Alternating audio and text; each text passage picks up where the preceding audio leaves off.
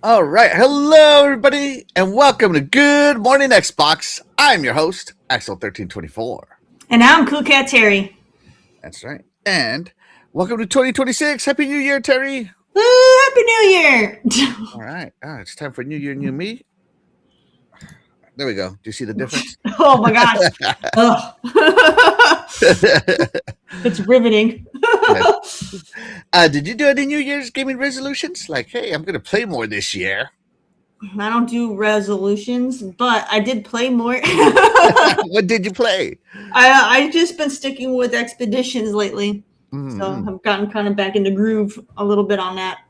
There you go. I'm trucking it up. I just want to get out of the desert. I'm so sick of the desert in that game. I just want to get to the next map. So I see. All right. So this week I have been playing I've been playing some Monster Hunter Wilds. I love that game. I love the monster hunting. I hate that they're like I need a certain specific monster part, and the only way to get it is to kill the monster and get to the end, get your rewards at the end. And there's only like a 3% chance to get it. oof. So I have slayed this monster so many times I don't get hit anymore. Try to get this one part. Gosh. Pissing me off. So yeah, I've been playing a lot of Monster Hunter Wilds. I've been playing, so of course, I play a little bit of Helldivers too. Okay. But most of my week has been spent on Silksong. As I am trying to finish the game now, I'm like, okay, it's time to finish this game. And so I've shifted over to almost being completely nothing but Silksong. And I got to the last boss, and I purposely died because they're like, no, I haven't done all my side quests yet. No, I haven't collected all these things yet. So now I'm in collection mode. I'm collecting all the fleas. Fleas? So you in Silksong, you're bugs. So I'm rescuing the fleas. They're treated as dogs in the game. They howl and everything. They're like, ow, ow, ow. Oh my goodness. And so I finally found this one flea who marks on my map where the rest of the fleas that I haven't rescued are, for a fee, of course, right? Mm-hmm. And I'm like, where have you been this entire time? I wasted hours, not knowing where some of these fleas are. And I'm missing two in a place called Bilgewater. And I'm like, God, it had to be Bilgewater. It's like the worst place in my opinion. Hey, Fastback, welcome to the show. Welcome back. Yes, welcome back. So,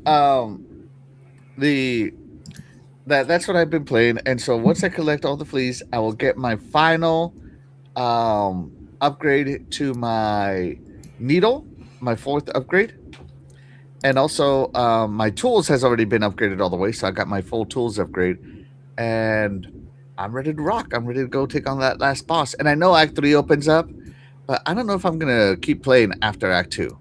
Once I beat the last boss, I might be done with it. And yeah, shout out to Crazy Greek Dude. He is a fellow Silksonger. He says, "Oh my God, Silksong has the hardest boss fights. Which one have you struggled with the most?" Let me know in the chat. I can tell you right now, the one that got me right now the most has been what is her name? Sister Webb? Let me see.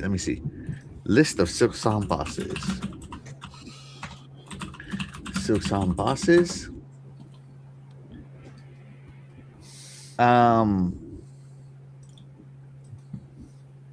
Hold on.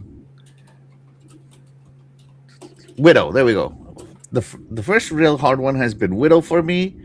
The Savage Beast Fly. The second time you fight him, down in the lava area, and probably I'm gonna go with number 3 being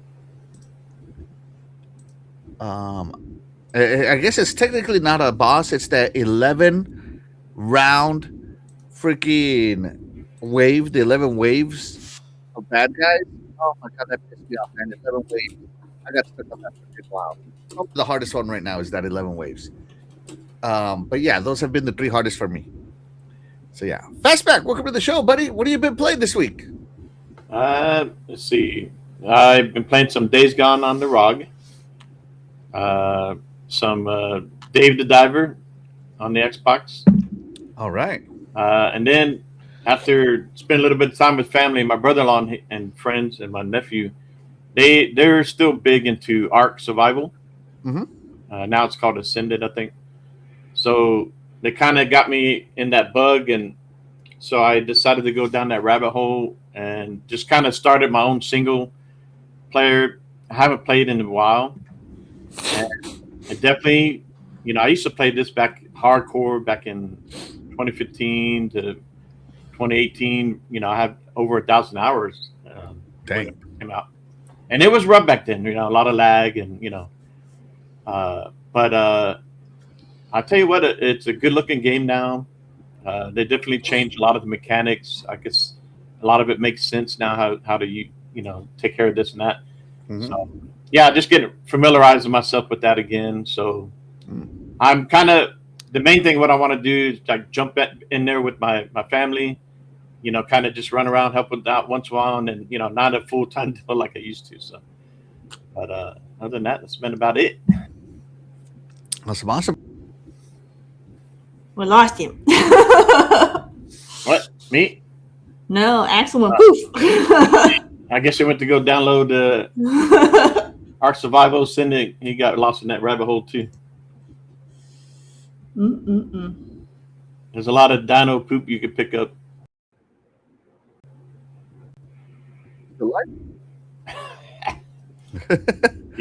Can someone check? Are we still live? Yeah, we're live. you just disappeared. Yeah. Sorry, you got bored with my game. No, so I have like browser buttons on my mouse, and I accidentally clicked the back one, and it messed it all up. Sorry. No. So yeah. No, that's about it on my gaming side. That's awesome, man. And Happy New Year to you too. Yeah, Happy New Year. Happy New Year to the chat. Yeah. Speaking of the chat, let's check in with them. Back from the dead is in the house. Thank you so much for being here. You are the real MVP. He says, "Good morning, everybody." Sith Lord is in the house. Thank you so much for being here. You are the real MVP. He says hello, and of course, thank you for supporting us on X. Appreciate you there, shouting out the show. Cyber Gunther's in the house. Thank you so much for being here. You are the real MVP. He says, "Good morning, gamers." Sappho is in the house. Thank you so much for being here. You are the real MVP. He says, "Happy first Sunday of 2026. Yes, we got 52 more or 51 more. We're probably only going to really be on for like 48 of them, but still happy." Right? Let's see. Oh, here we go. I'm going to try, but no promises. I've been playing Pokemon AZ on Switch. Okay, there you go. There you go. The Switch is a good console, man. I love it. Rachel's in the house. Thank you so much for being here. You are the real MVP. Appreciate you. Oh, yeah. Crazy Greek, dude. Thank you for being the super MVP. He says, "Go Broncos." Yes. Go Broncos. By the way, hey, Fastback or Cool Cat, is the super chat things on now? I don't know if YouTube turned it back on yet, but I've been going through the process of getting that back on. I don't think I see it. I don't see the option to make one, so okay, I say no. I guess they still haven't turned it on. I don't know what's left. I'll have to talk to them. Let's see. Rachie says, "Any news about the Game Pass games? 23 days since the brats." You know what? We might do a Game Pass section then. Yeah, if you want. Oh, here you go. Crazy Creature said he beat Act 3, but still discovered things. Man, that game is huge. Something around every corner. You never know, man. Cyber Gunther says he's been jumping back and forth between Ratchet and Clank to Rift Apart, Star Wars Outlaws, Avatar Frontiers of Pandora, and just want to choose a game and complete it. I choose Avatar. My vote is for Avatar. Avatar is the prettiest game. It's the prettiest game. Yeah. Whip Dave is in the house. It doesn't show the emojis here, but he's doing all the little, emojis. The dabs. He's dabbing. The real MVP. What do they call this? Dabs. Yeah, it's dabbing. Yeah. Thank you so much for being here. You are the real MVP. We're the 6-7 emojis. That's Oh no, God. That's an instant ban. I mess with my daughter, my 12-year-old, on that. She gets all embarrassed. By doing this.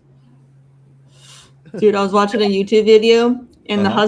the husband bought his wife a '67 C10, and they're like, "We gotta name it," and she's like, "We can name it 67." I was like, "Don't do that." Oh my God.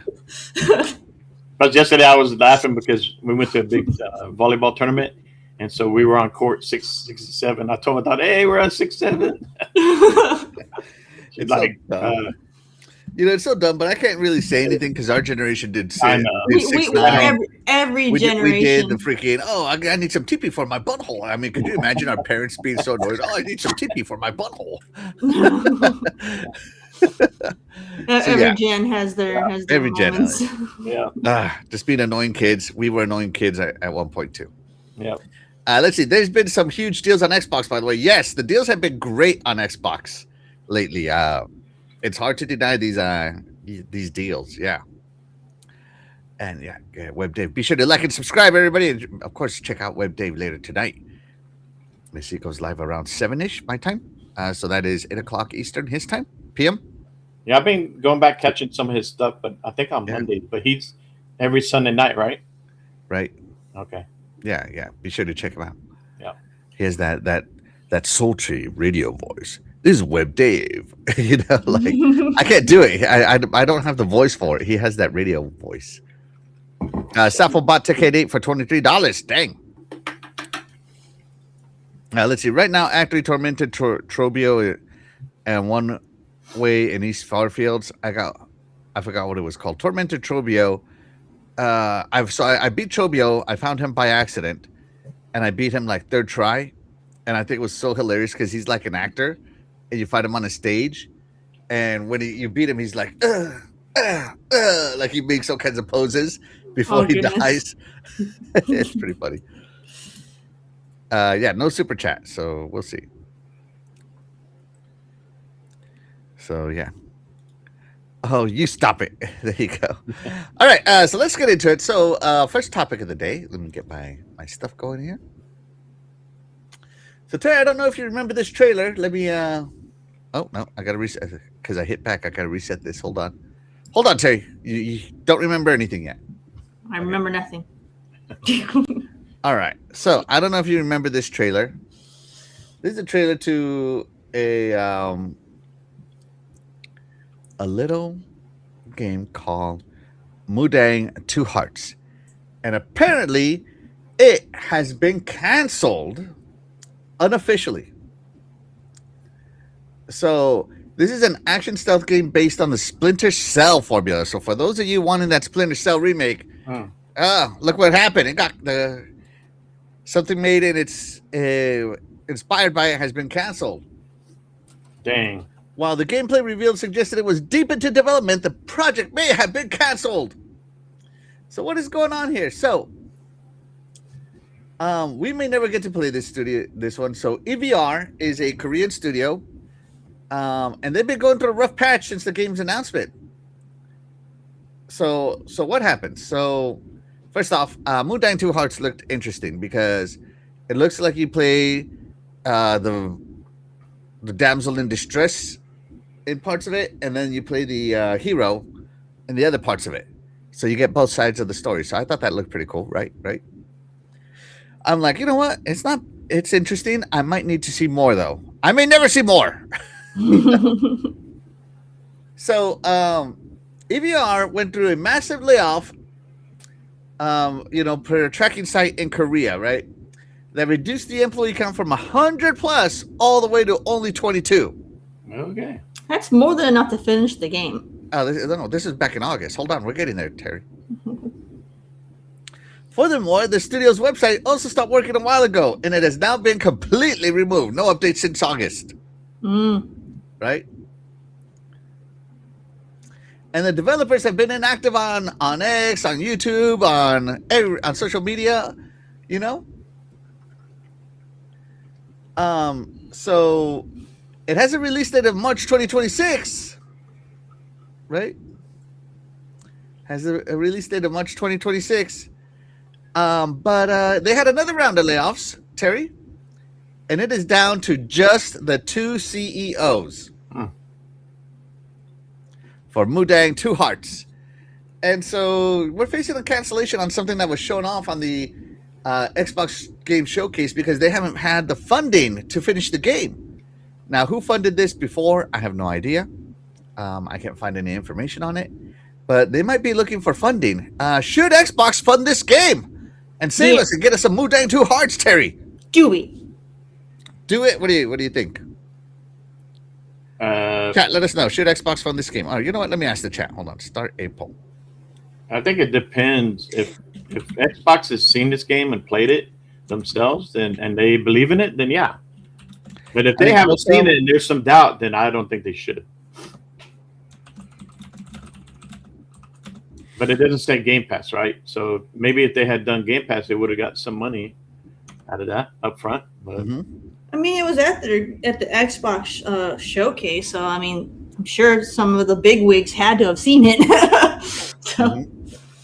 Yeah. Well, I mean, what was that game that was Xbox Showcase, and then they went exclusive to PlayStation there for a while? Eve.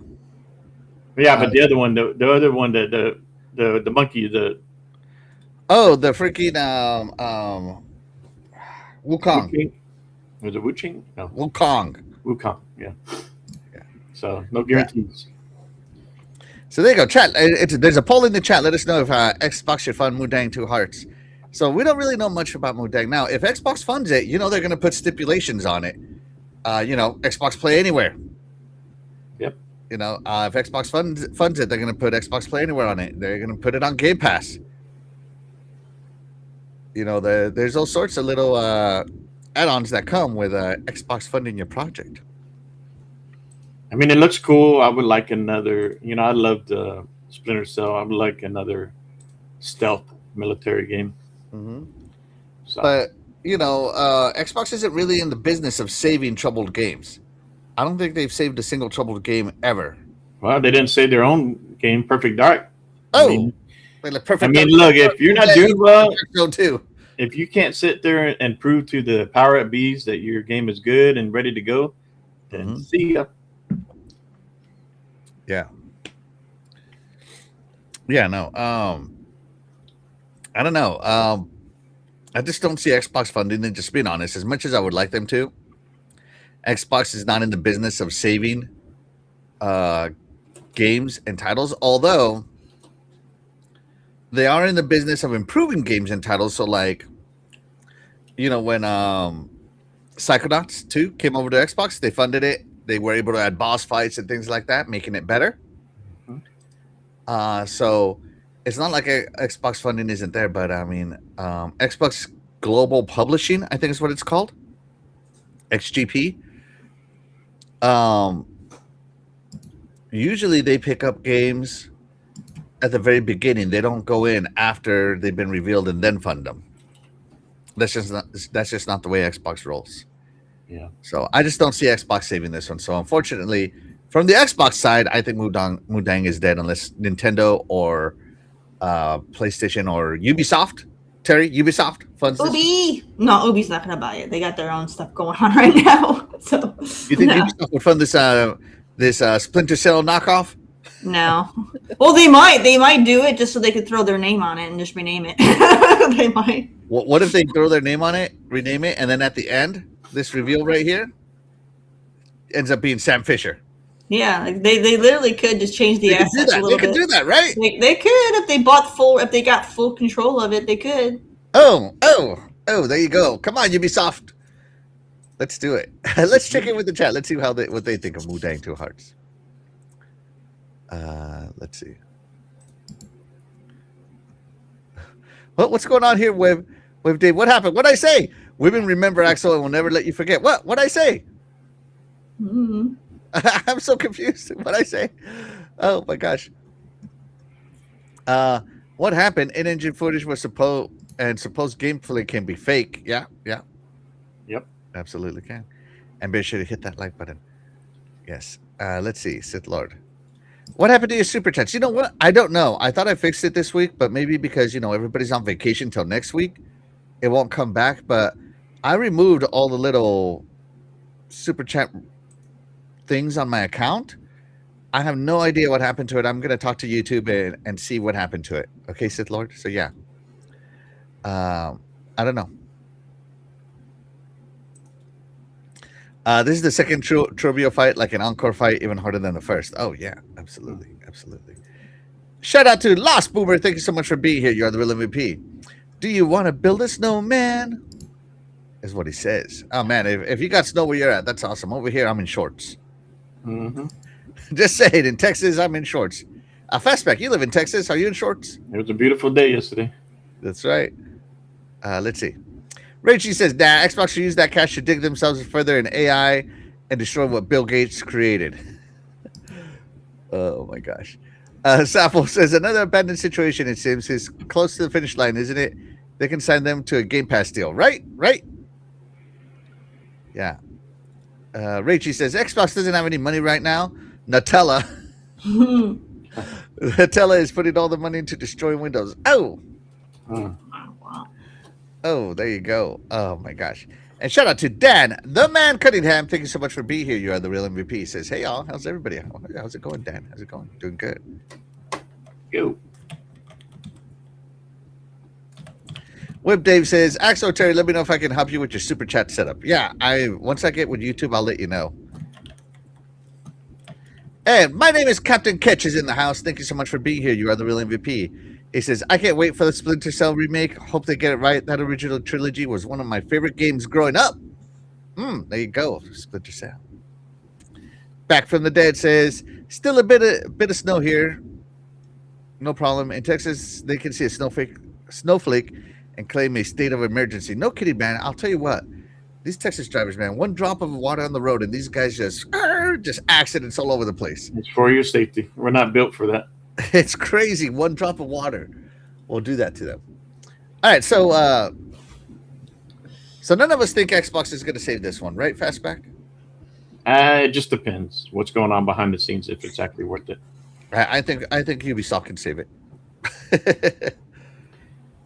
I mean, there should be other publishers there in Korea that could do it, or a Chinese publisher. I mean, there you go. Tencent can save it. Yeah. I mean, if it's worth it. No. Right. Is there any gameplay out there? Have we seen anything? No, this is the trailer. This is it. This was just shown. I mean, come on. Yeah, come on. All right. Terry, but that's how we feel. How does the chat feel?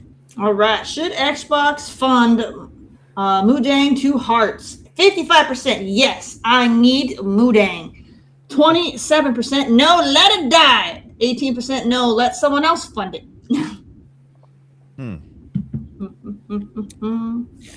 There you go. So that's that. Here we go. Moving on to the next part of the show. So this controller was announced back when the Asus ROG Ally, Xbox Ally was announced. It's the ROG Raikiri 2 Xbox Wireless Controller. And this one actually connects via Bluetooth to your Xbox. So this one looks very much like the ROG, right? You got your Armory Crate button here, your window on window button here, your menu button here, and your Copilot button here. Copilot. Well, that's nice. It's your library button for ROG on your PC, but you know, yeah. So this new controller is here. It is rechargeable, no batteries needed, right? But here we go. Let me see. Here we go. Yeah. So check it out. Here it is with an Xbox and some ROG stuff, right? You got your laptops, and then you got another Xbox. So this is being advertised along with the Xbox. And look at the form factor, Terry. Take a look at this beautiful ergonomic form factor on this controller. I like the lighting on the hand grips. Mm-hmm. Looks nice. Oh yes, I like my ROGs. See, the ROG should light up too. So check it out. So this is PC wide mode on delays, millisecond delays. You know, they got PC 2.4 gigahertz mode, millisecond delays, still shorter than the closest competitor wired. What is this anti-drift TMR joysticks? What is TMR, Terry? Too much? I don't know. Rotation? I don't know. No, so they got Hall effect joysticks, basically. Which is what we've been asking for as gamers, right? So they got some Hall effect joysticks, and they do feel good. I'm not going to lie. The joysticks on my ROG feel really good. Right? You got your dual mode triggers, kind of like the Elite. So you got the regular kind, and then you got the other kind. So you can switch between short travel, micro switch triggers, and TMR sensor triggers, which is like the PlayStation DualSense trigger that kind of squeezes slowly. Go from mouse-like clicks for FPS games to smooth full-range pulls for precise acceleration and braking while racing. Yeah. Designed with ergonomics in mind. Yeah, that's right. The most ergonomic controller ever made. And the layout and placement of the 4 micro switch buttons on the rear. So you can see you get 4 buttons built in this time. No paddles needed. Right? And players are also given the freedom to remap buttons to perform essential commands for all in-game advantage. Yeah. I always make one of these be thumbstick, or basically R3 and L3 or thumbstick, right? Micro switch buttons. So yeah, it's looking pretty good. Extended battery life up to 50 hours with RGB and audio vibration off. That's good. So you put on audio vibration on and RGB, you're down to 40 hours probably. Comes with a sweet charging dock or. No, not the dock. Sorry, the case it comes in can be used to charge it. Is the case? I don't see it. Anyways, developed alongside the ROG Ally, so you can see a lot of similarities here. Here, right? Yeah. Don't notice the button layouts, right? Notice the patterns, right? Mm-hmm. And you get premium accessories. So check it out. This is the charging dock. It looks very much like the Elite controller charging docks. Right? You get some swappable thumbsticks, a clip of some kind. I don't know what that clip is for, though. I've been trying to figure it out.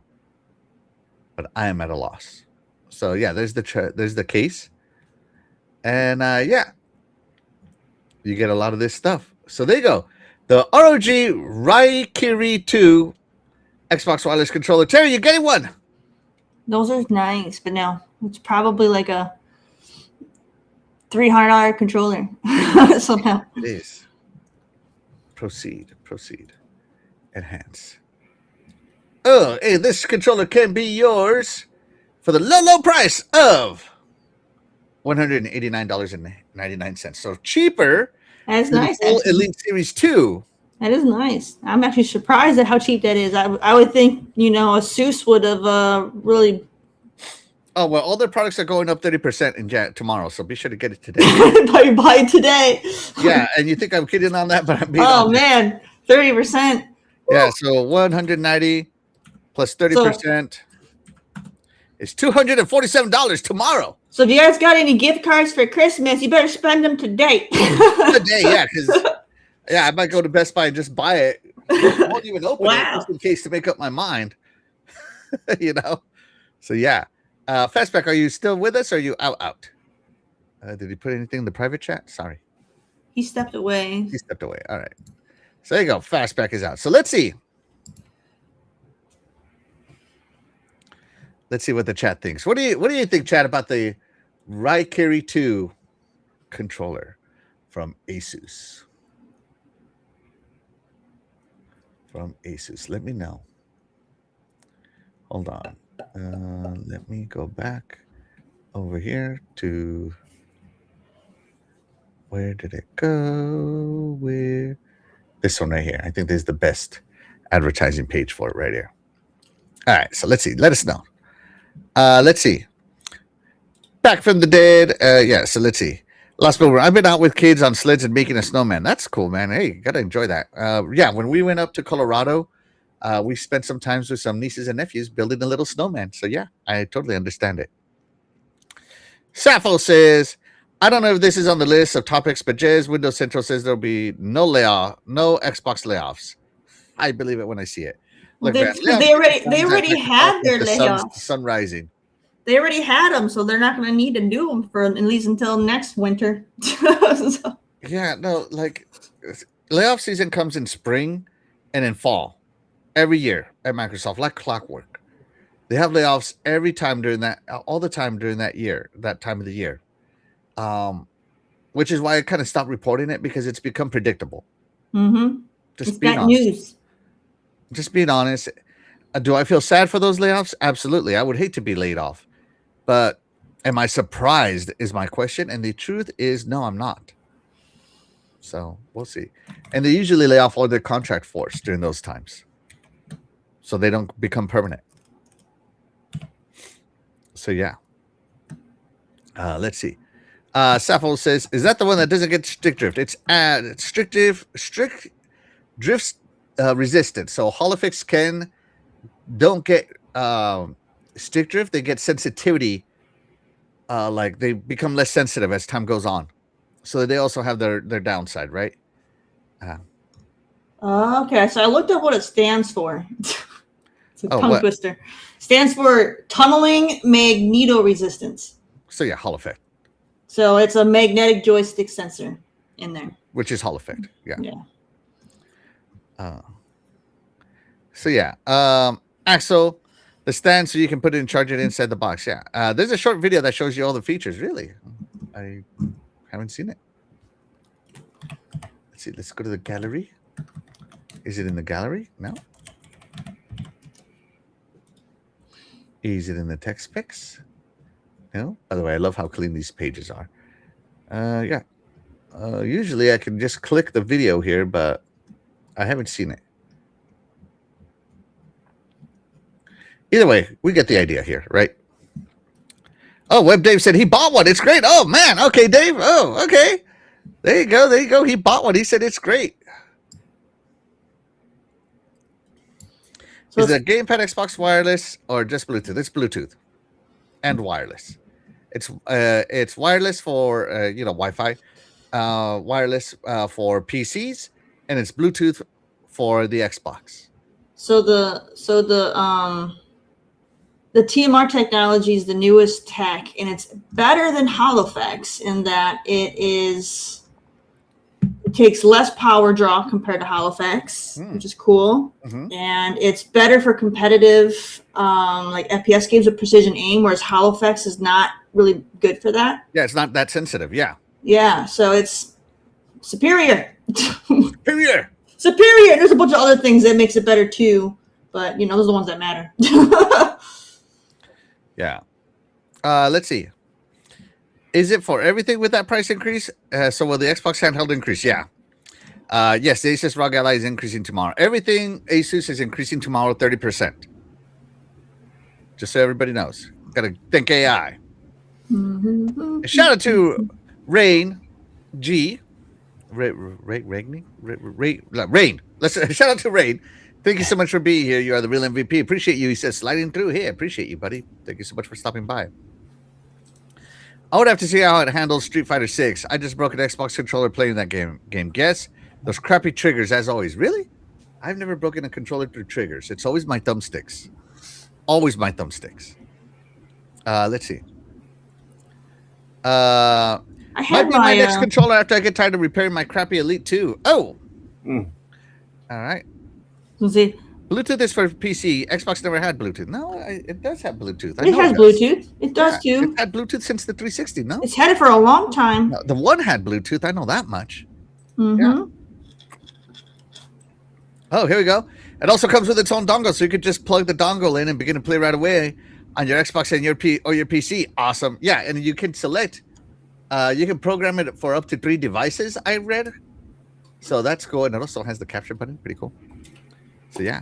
Oh, shout out to Doggy Dog 420. Thank you so much for being here. You are the real MVP. Appreciate you, buddy. Appreciate you. Let's see. I didn't know controllers had RSM. What's RSM? TMR? I don't know what RSM. Oh, RAM. Crazy Green says RAM.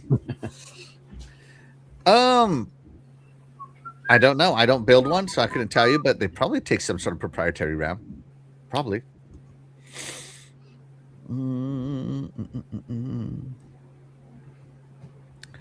Let's see. Xbox doesn't have Bluetooth as proprietary wireless tech. Sounds like Bluetooth to me, man. No, I'm just kidding. I'm just kidding, Richie. I don't know exactly. I'm not like a super tech guy here. I'm just a gamer talking about games and news I read. So yeah. If someone's super techie, let me know. Let it me know. All right, let's get into the meat. The meat. I won't be buying that controller. Oh yeah, sorry. So Yeah. fast. No, that's all. That's all. No, but no. I saw it the other day. And, okay, but I mean, nah. I don't know. I really like ROG. I really like.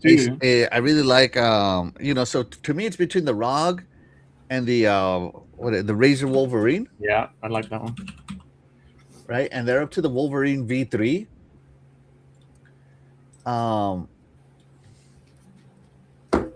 But the ergonomic look of the Asus one compared to the Wolverine is so much better looking for me, and so I'm thinking I might stick with just because of the ergonomic style. But I really like Razer a lot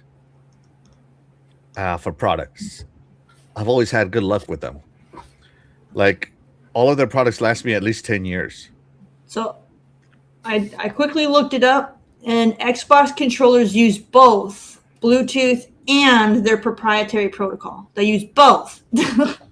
That's probably why they connect so good. All right. So there you go. All right. Moving on. Here we go.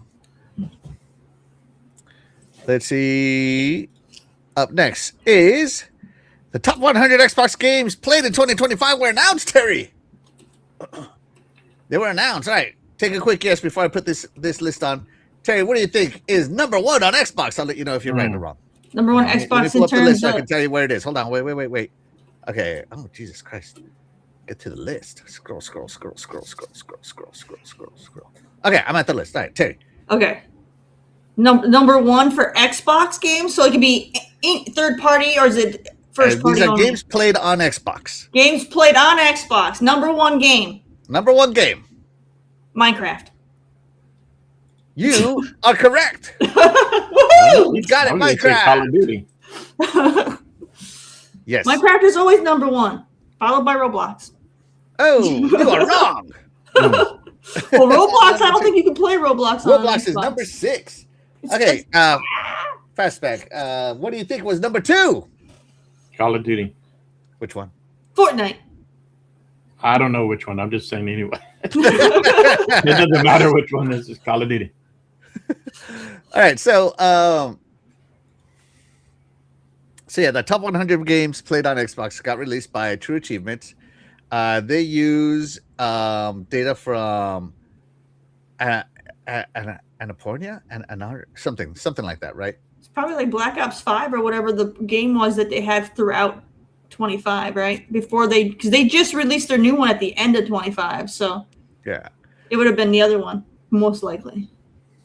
So Minecraft is number 1 again, remaining a staple on Xbox console. So yeah, Minecraft. You guys don't hit on that Minecraft. I know it might not be for hardcore players, but you know what? It's for Xbox gamers. Yeah. Let's see. Call of Duty's number 2. Battlefield had an explosive reemergence at number 5, thanks to Battlefield 6 and Red Sec. Both of them are counted as one title.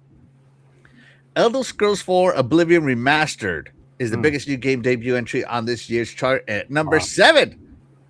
Marvel Rivals, if you remember that one, is number 10 after number 38 last year. So it has become a live service juggernaut. Clair Obscur, the game of the year, finished number 12. Avowed at number 14. Doom at number 15. And Grounded 2 at number 22. Shout out to Fastback for being one of the number 22s. Glad to help. That's right.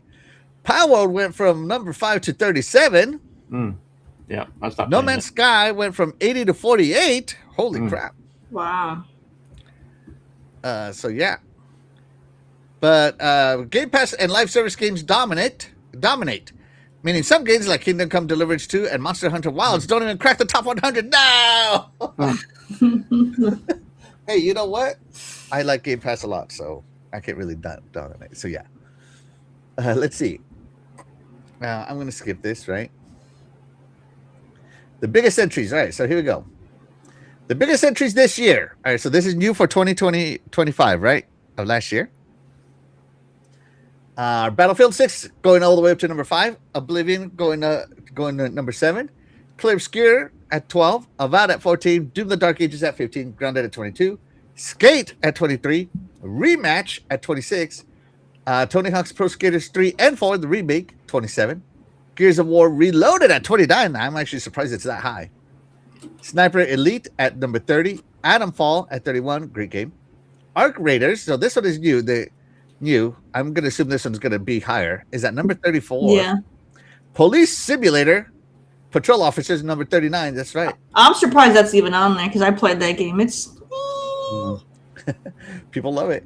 Helldivers 2, my game of the year right here at number 40. Hollow Knight Silksong, the Souls games. It's a Souls game. I don't care what anybody says. It's a Hollow Knight game now. At number 63. Crime Scene Cleaner at number 64. And RoboCop Rogue City at number 78. My buddy Doggy would love that. So there you go. So, potential underperformers, right? So the Outer Wilds 2 at number 58. Oh, sorry, the Outer Worlds 2 at number 58. Right? So there you go. Keeper didn't get on there.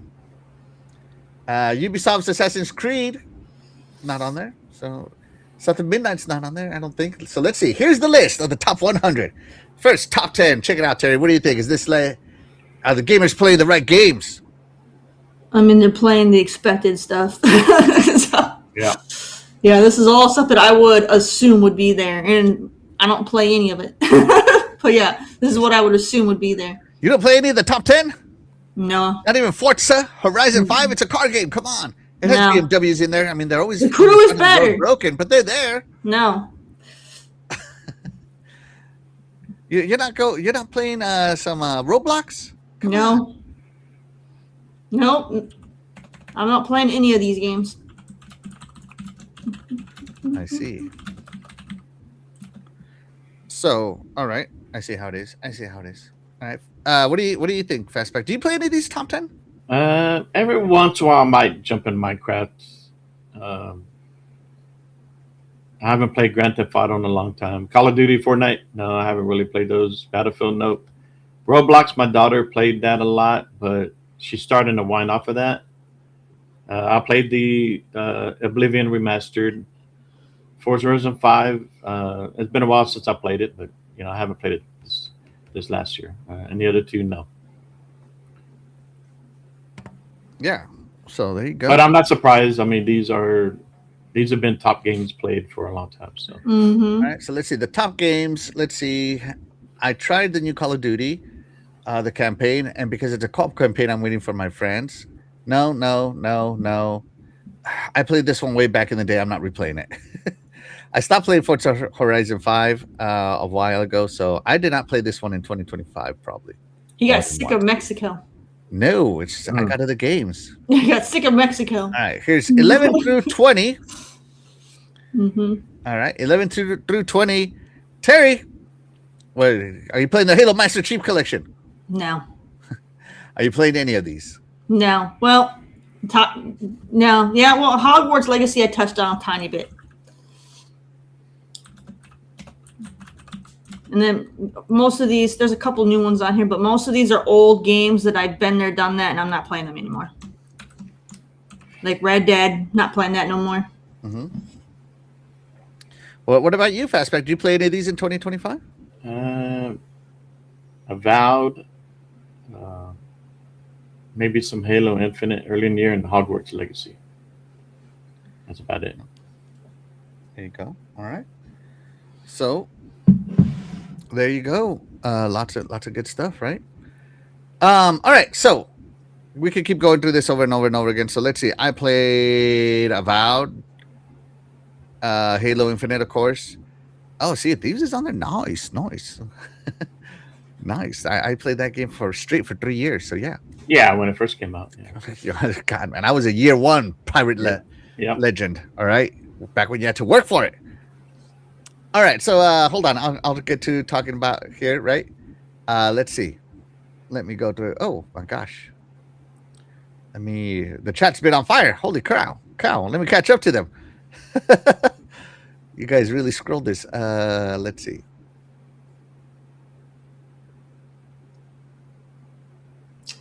All right. All right, I caught up. All right. Scrolling. Shout out to Why So Serious. Thank you so much for being here. You are the real MVP. Appreciate you, buddy. I wonder what it looks like for PlayStation. Well, I didn't look for it, but I'm sure. I found this list on True Achievements. I'm sure they posted a list on True Trophies. I'm sure they have one there. Yeah. I wonder what it's like for PlayStation because they don't have any games. Oh, it's going to be nothing but Xbox games up there. Oh my gosh. Let's see. Terry, can you look up True Trophies and see what their top games are? True Trophies? Yeah, True Trophies. Okay. And see what their top 100 are. And let me True know if they're Xbox Trophies. games. Yeah. Let's see. Big B Buddy is in the house. Thank you so much for being here. You're the real MVP. Says I'm playing the new Avatar games. Yeah. Let's see. Yes, everybody, please hit that like button. Every like helps us get discovered, especially in the live section of YouTube where we compete for views. Rachel says the crew is better. She said it, and I agree. Yeah. I don't even see a top 100 on their thing. Oh, they don't have top 100s. I thought you were saying the crew was not in the top 100. No, for the True Trophies, I don't see anything that says top 100. So they didn't do one. From what I can tell. Top 100, it's all remasters. Yeah. And Xbox games. Absolutely. And probably and Note. Yeah, so the dominance, right? So Obsidian had 3 releases this year, right? Mm-hmm. But the player data is fascinating. So Avowed, brand new IP. Everybody's always all like, I want new IP, right? And the Outer Worlds 2, a new IP last gen that carried over to this gen, and I think was a pretty dang good RPG. Both landed in the top 25, but the most played Obsidian game, Obsidian is Elder Scrolls Oblivion Remastered. So I did a search. True Trophies did a top 100 every single year, but they skipped 2025. Dang. Because it probably had too many Xbox games in there. Jeez. All right, so new IP like about it is, it looks like they still can't step out of Bethesda's shadow, right? Even though, Obsidian didn't release Elder Scrolls. Sorry, they released Grounded 2. But it seems like Obsidian, even though they had a historic 2025, literally, the Bethesda shadow is massive, and Oblivion remains a top 10 juggernaut. So, do people really want new IPs? Because everybody's always crying, oh, what do you want them to announce at the Xbox showcase? I want a new IP. I want a new IP. I want a new IP. But when they come out, it looks like I don't want to play the new IP. I don't want to play a new IP. What do you think about that, Fastback? I think you gotta be patient. You gotta give it time. I mean, not every game is gonna be like wow, boom, a gem. I mean, Oblivion. I mean, come on. I mean, that's a beloved franchise that goes back years. But if you don't get new content out, how are you gonna know how well it's received going in the future? Some people are still playing a lot of those games. Maybe they'll come back to Avowed and come back to Outer Worlds 2 and like, you know what, I really do like this. And then maybe you see more people play the third or the next franchise when it comes out, the sequel. So, I mean, we have to have new IP come out because you never know. Mm-hmm. And not every game is going to be, hit out at a ballpark all the time. So I'd rather have new IP come out than none. And, I don't want to sit here and keep playing remasters all the time. So. All right. Terry, what do you think about that? Do you think gamers really want new IP, or they just want the remakes? They just want to relive their childhood? Gamers don't know what they want because they're never happy. They don't know what they want because because there's too many different gamer categories for what so there's no way you can please everybody. You're going to have your nostalgic gamers that are over the age of 30, and then you're going to have like your younger 20 somethings that only want to play sports games, and then you got your even younger kids that playing what they're playing. So like you're never going to make everybody happy, so it's like me. I mean, I personally like new IPs, but because I personally get tired of getting the same rehash stuff every couple years from the same franchises, and those franchises, not all of them, but a lot of them, they don't really. There's no growth. It's just slap the name on it because we know it'll sell. So it's just eh. All right. I'd rather get something new and exciting, as long as it's done well. New IPs. Not all of them are going to hit, as Terry says. Mm-hmm. But I mean, you're going up against one of the greats here. The Elder Scrolls 4 is one of the goats in RPG style, and it got remade pretty dang good. Now, all I remember is Elder Scrolls 4 is jumping around a lot because it was faster. Yeah, gotta get your places in them up. And I guess you don't have to anymore. They added running to it. So. Man, no, they should have made everybody play the way that we played. You just you're hopscotching all the way to victory. Yeah, and I did not play Oblivion. Well, back then I played what was it, Morrowind. So to me, it was new to me. Yeah. So I was glad to see it come out remastered. Let's see. Sappho says these games were magic back then, and when they remake it brings new players, in my opinion. Yeah, some when the writing holds up, it holds up, man. Some of them do. Yeah. I tried about expecting good writing. I got good gameplay, but bad writing. I kind of agree there. I think some of the writing nowadays in a lot of games is not up to par. How dare you? In the past, I'm sorry. There might be some, but I would say writing has bad not about been, Copilot right now. Writing has. Well, maybe that's what's going to take over, or maybe that is. I don't know. There's some of messing with you, man. All right. Yeah, no. A lot of people, especially, I heard this when I was younger, and now we're older, was like, oh, they just don't make writing like they used to. They don't make writing like they used to. Older folks do tend to say that the new way of writing is not as good as the old way of writing. I mean, well, look who are. I mean, look and maybe who the writers are. We've already played all those stories. They're not new anymore. Yeah. Well, I think somebody did a study where like there's only 13 types of stories that are ever told in the U.S. in the millions of books that are written. There's only 13 types of stories that are told. Ever. Yes, every story's been told. All they can do is change the characters and like change the premise. Change they can change the names of where it takes place and all that stuff, but it's the same thing over and over and over again. And the characters, like protagonists, whoever's the bad person, has to have some kind of charisma, something, and whoever's doing the acting, you gotta have the right people to do the acting. And even if the writing is not on par, but you can kind of forget. Like you look at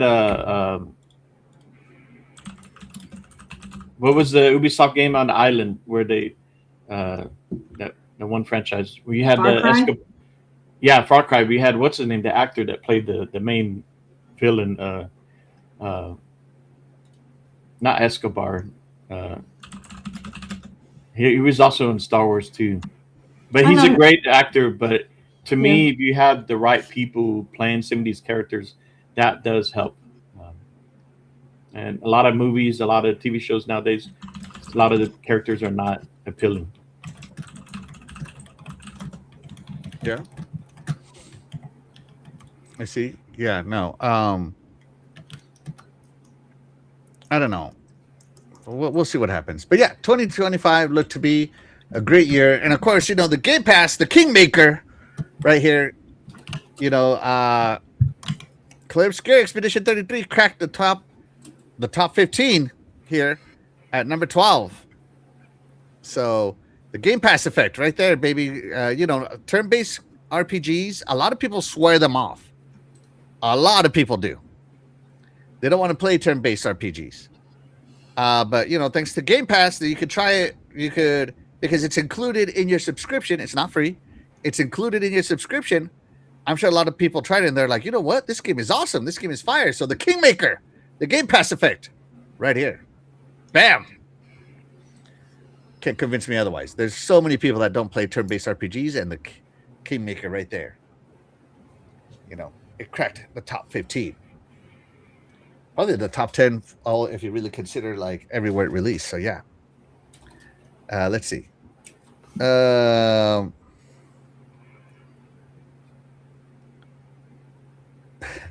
They should let B Money write these games. Yeah, there you go. The Far Cry 6 villain was the only good thing. Oh, That's harsh. that's harsh. There you go. Well, I mean, I did. Yeah. You know, Sorry. you need a really good villain though to have a good protagonist. Yeah. I've always believed if the Subject villain is to not the- good, Yeah. you don't have a good protagonist. You know. So yeah. What's his name? Voss? No. No, that's an older one, right? Yeah. Anyways. But yeah, there you go. The top 100 games. So if you're really interested in some of this data, it's available on True Achievements. Cha-cha. So yeah. It was Anton Castillo. Yeah. Let's see. El Presidente. El Presidente. AKA Yeah. Castro. Palacho is at number 56. Heck yeah. Outer Worlds 2 is right here at 58. Elden Ring sitting pretty at 59, still being played. It's dropping Oh, the down. Shadow Drop Ninja Gaiden 2 Black is on here. Fallout. Yep. Diablo 4. Forza, the real Forza right here. So yeah. There you go. And Flight Simulator sitting in the top 100s too. So it's brand new to the list. I'm surprised For Honor is still in the top 100. That game is getting old, so that's well done. Hey, that's a live service juggernaut, man. Static A2 still there on there. Yeah. Yeah. Stardew Valley. South of Midnight's right there, 79. RoboCop Rogue City. I mean, come on. There's lots of great games here. Yeah. Oh, here we go. Bethesda Starfield. Oh. Ooh. Yeah. That'll work. There you go. All right. So let's move the chat right along, right? Let's move the show right along. Look, Ark Survival got in 76 because I went back and played. Jumped up. That's all thanks to Fastback. Chat. So what kind of games are you looking forward to in 2026? What games are we playing in 2026? So to help out my folks here, right? This is the official 2026 release schedule. Now, these are games that have been announced with coming in 2026, at least. Okay? If they don't have 2026 dates, no dates at all, or anything, they're not on here. Okay? So this is why I like Game Informer, because they have the same criteria that I have. So January is looking stacked. Can you enhance? What do you mean? You can't read? No, that's like an ant could read that. Thank you. There, how's that? Better. Good. It's All right. better. Glasses. Much improved. Very much thanks. So yeah, what games are you looking forward to in 2026? So I'll go first because I'm sure Terry and Fastback let them give a minute to read. So I did an episode on the Iconic Video Games podcast, literally called Games We're Playing in 2026. Mm-hmm. So my first game that I announced was a little game known as Fable. So Fable doesn't have an official month release date, but it is a 2026 release date right here. Fable. Ka-chow. So I'm playing Fable right there. Right? Let's see. So yeah, I've been looking for Fable. I have only been waiting for Fable for 16 years. Somebody in the Iconic chat, Axel, you could have gone to prison and made it out before this game came out. So yeah, I've been waiting for Fable for 16 years. Did you play the Fable Legend demo? No. I played. I didn't play the Legends demo as I was in college, right? I didn't even know it existed. Well, see, if you would have played it, maybe it would have come out. Maybe they would have. Maybe, yeah. But I did play a little game called Fable Coin Golf on my Windows phone. Ooh. And I finished that game, and you can't even find Fable Coin Golf anymore. Like, Xbox doesn't even acknowledge that it released. It's what's funny to me. So, yeah. I never even heard about it. So you said Fable Coin Golf was the game I played back in the day, and it was so good. I loved it. I got addicted to it, and it was just a game that I played a ton of. Here it is, and sorry for the zoom in. This is how they're doing it. So it was Fable Coin Golf on the Windows Phone. You remember this bad boy? Yeah, so there was a little game called Fable Coin Golf where you played on like a ping pong table setup, and it was addictive. It was an addictive game, and you could earn gold to spend in Fable 3. So I played the crap out of this game. I earned every coin you could earn. When did this come out? Oh, geez, this trailer is from 14 years ago. So Lionhead Studio did this. Mm-hmm. See, that's why Fable didn't come out until now. It's because they wasted their time on Legends and this instead of a full-fledged game. Yeah, so I played Fable Coin Golf, and it's like a mix of ping pong and just the puck golf that you do with the sand at the bars. So yeah, it was a really fun game to me, right? So yeah, I collected every coin. I restart every level, everything. So yeah, so I've been waiting for another Fable game for a long time. So in 2025, 2026, this is the game I'm playing the most. Fable. I'm looking forward to the most. Fable. Fastback, do you have a certain game out of all these games? The most, my number one right now. That you're number one, yeah. It will be GTA 6. All right, so he's going with the Grand Theft Auto. I'm just going to leave it there. GTA 6. He's been waiting 13 years for that bad boy. Yeah, I played a lot of GTA 5. I love the GTA franchise. Okay. Yeah.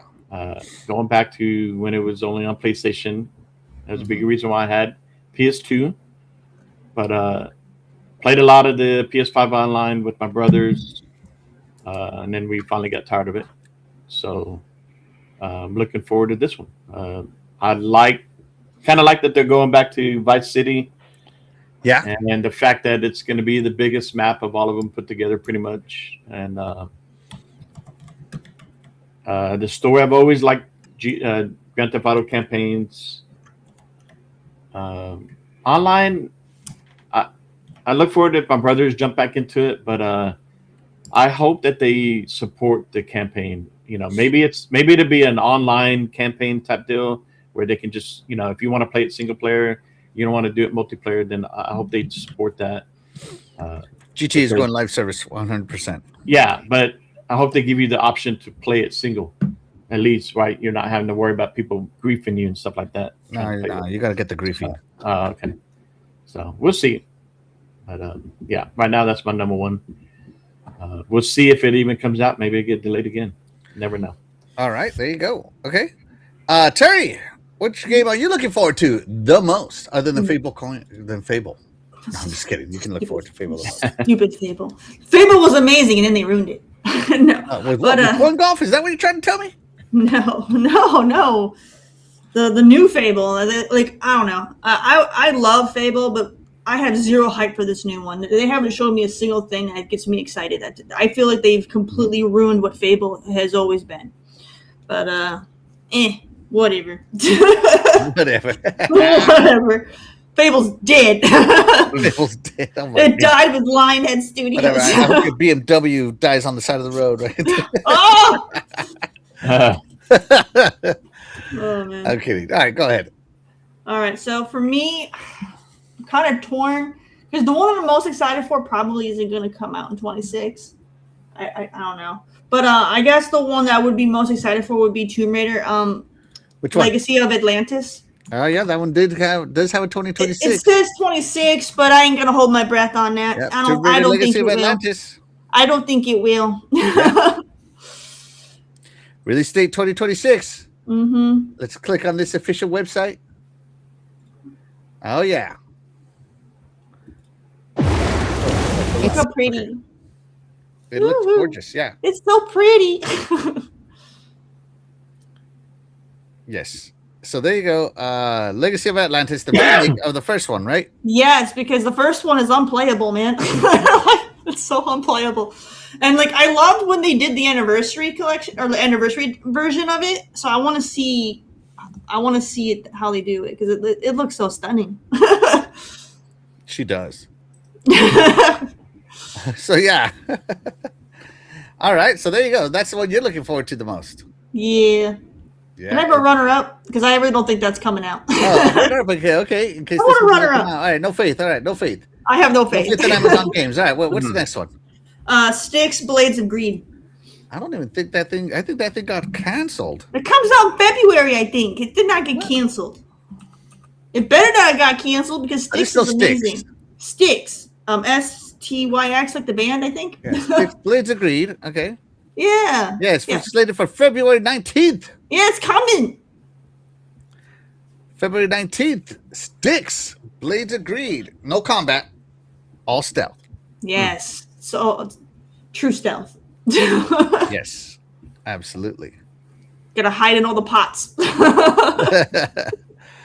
There you go. Fastback, do you see that she got a runner up? Do you want a runner up or no? Give him a runner up. Let's go with the Forza Horizon 6. Oh, okay. All right, Forza Horizon 6. That one's looking forward to that. Probably coming out. Curious how that will be handled in Japan. Yes. So, and looking forward to all the cars that will be coming out. Some of the, you got the new Supra and then anything else that they come out new, a lot of the, Nissan. I think Nissan's coming out with the new GT, but not sure. So no, I'm looking for that. I would definitely. I can't think of another game that was. I used to play Tokyo Extreme Racer, but it was more about the highways. I'm trying to think of what other game that was in Japan, but this is going to be cool to really play a game that you can travel and the environment of Japan. Really looking forward to that. Yeah. The runner up on my list is Star Wars Galactic Racer. Man, I just cannot wait. Number of players 1 through 12. That's up there made by a secret mode, which is made by some of the developers of Burnout series. So it's just going to be cinematic as heck. So yeah, I really cannot wait. Oh. I want it back.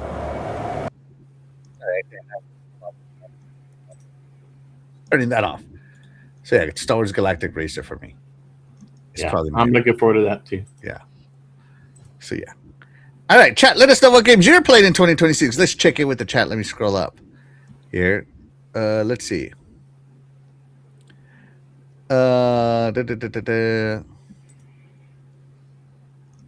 Let's see. All right, so Big B Money's looking forward to GTA 6. He's also looking forward to all the Xbox games. Yeah. Why so seriously say that GTA 6 is going to get delayed again? Probably. Good chance. They're not going to release 6 while 5 is still so flipping profitable. 5 needs to die so that 6 can live. Yeah, 5 is still in the top 5, isn't it? Yeah, they're making so much money on 5. They have no reason to release 6. They can just keep milking 5 until people finally get sick of it.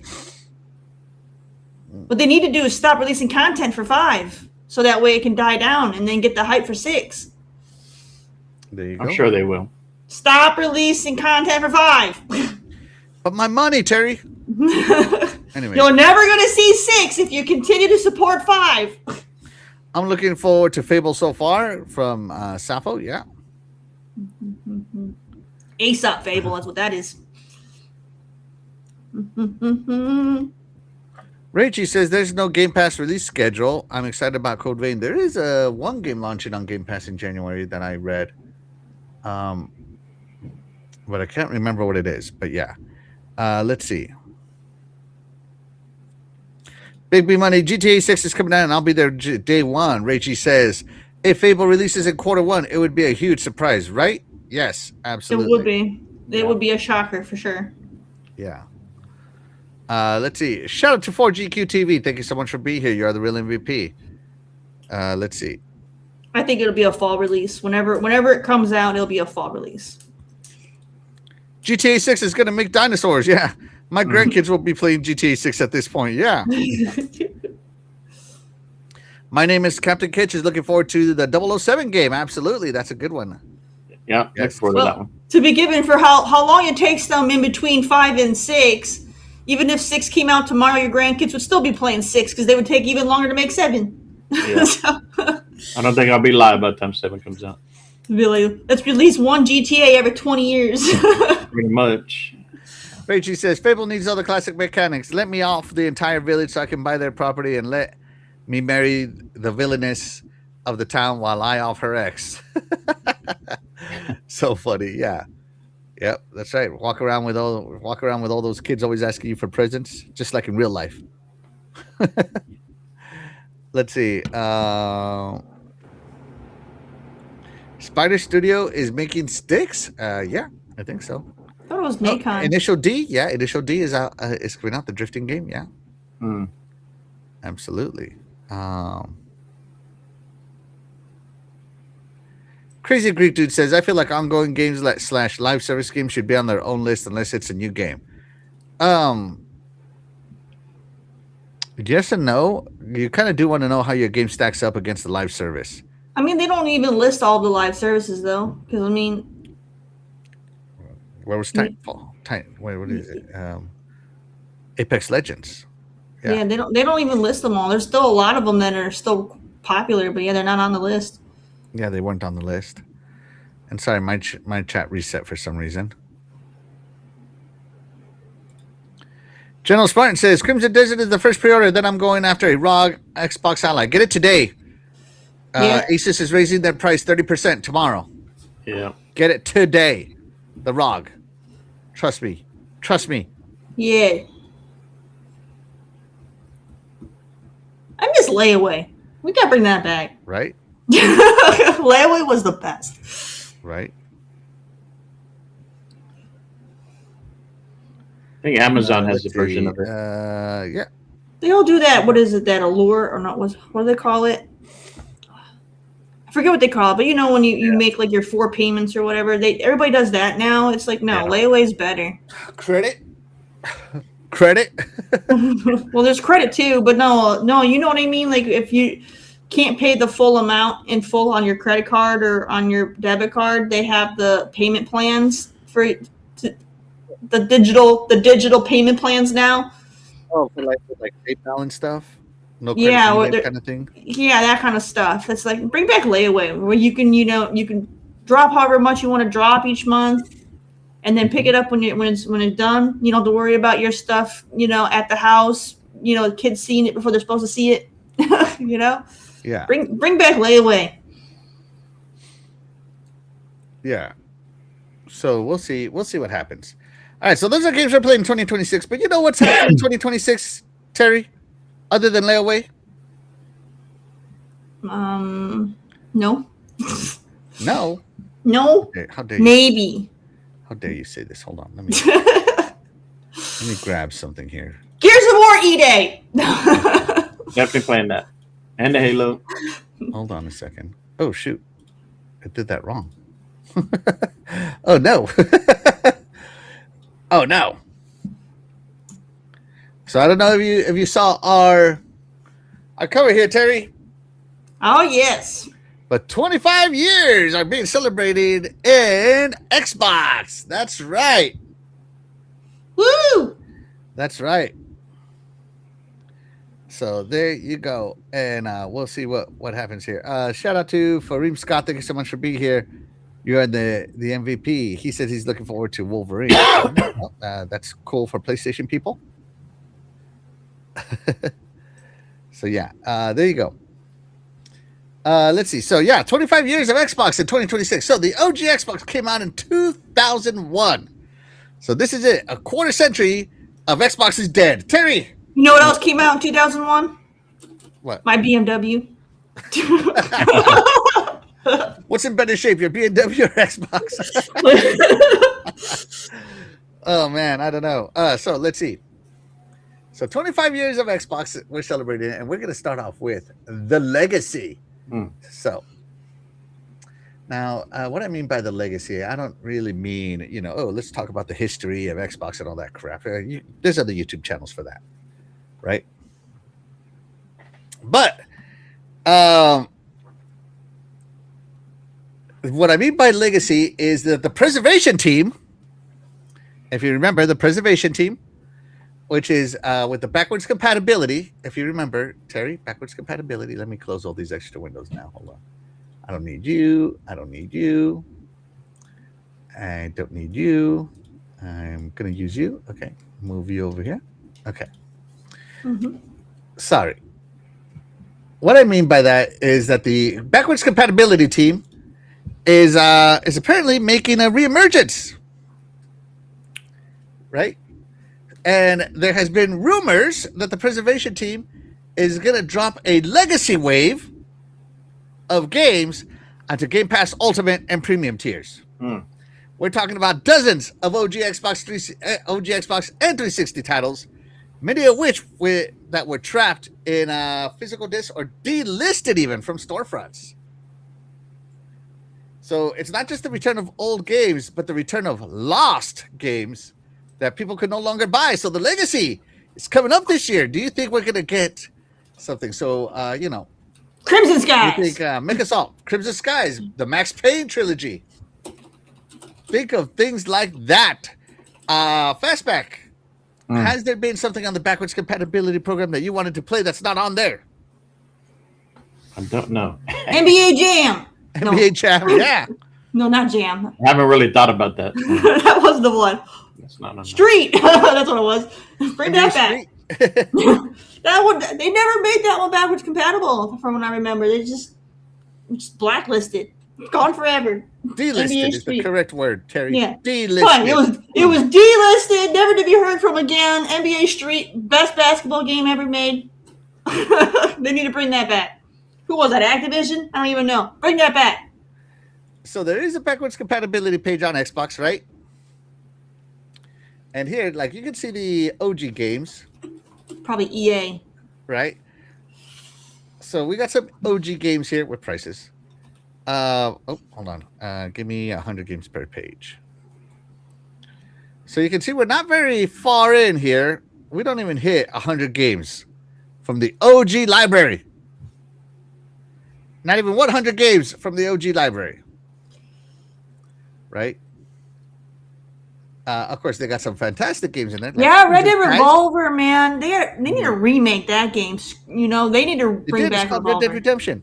No, screw that Redemption. We need Revolver. That was better. The Knights of Republic. That's not up. Wait. Oh no, that is backwards, right? It is. Yeah. Yeah, both of them. Okay. Yeah, it is. Yeah. So you got a bunch of these games, right? So then the 360 games, right, at 100 per list. So let's see. They should have a lot more. Oh my gosh. They have 700. Dante's Inferno, such a good game. Highly recommend. Almost 700 games. Dante's Inferno is good for the first quarter of the game. No, it's amazing the whole way through. What are you talking about the first quarter? Bro. It's only good for a quarter of the game. No, it's not. The rest of okay, so I feel that Dante's Inferno really wanted to go up against God of War back then. I mean, yeah, it's not as good as the classic God of War years, but I mean, it's still the first few quality levels game. All felt like super, like good and their design and everything. And then in the later levels, it was just like one color palette, just wave after wave after wave of the same enemies, repeat, rinse, repeat, fall asleep, hitting. I mean, you're in hell. How much color palette do you need? A lot. What is it? We're gonna have rainbows down there. I need unicorns and rainbows in my Infernals, okay? So yeah.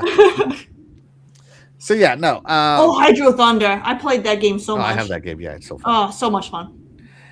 So there could be some games coming up. So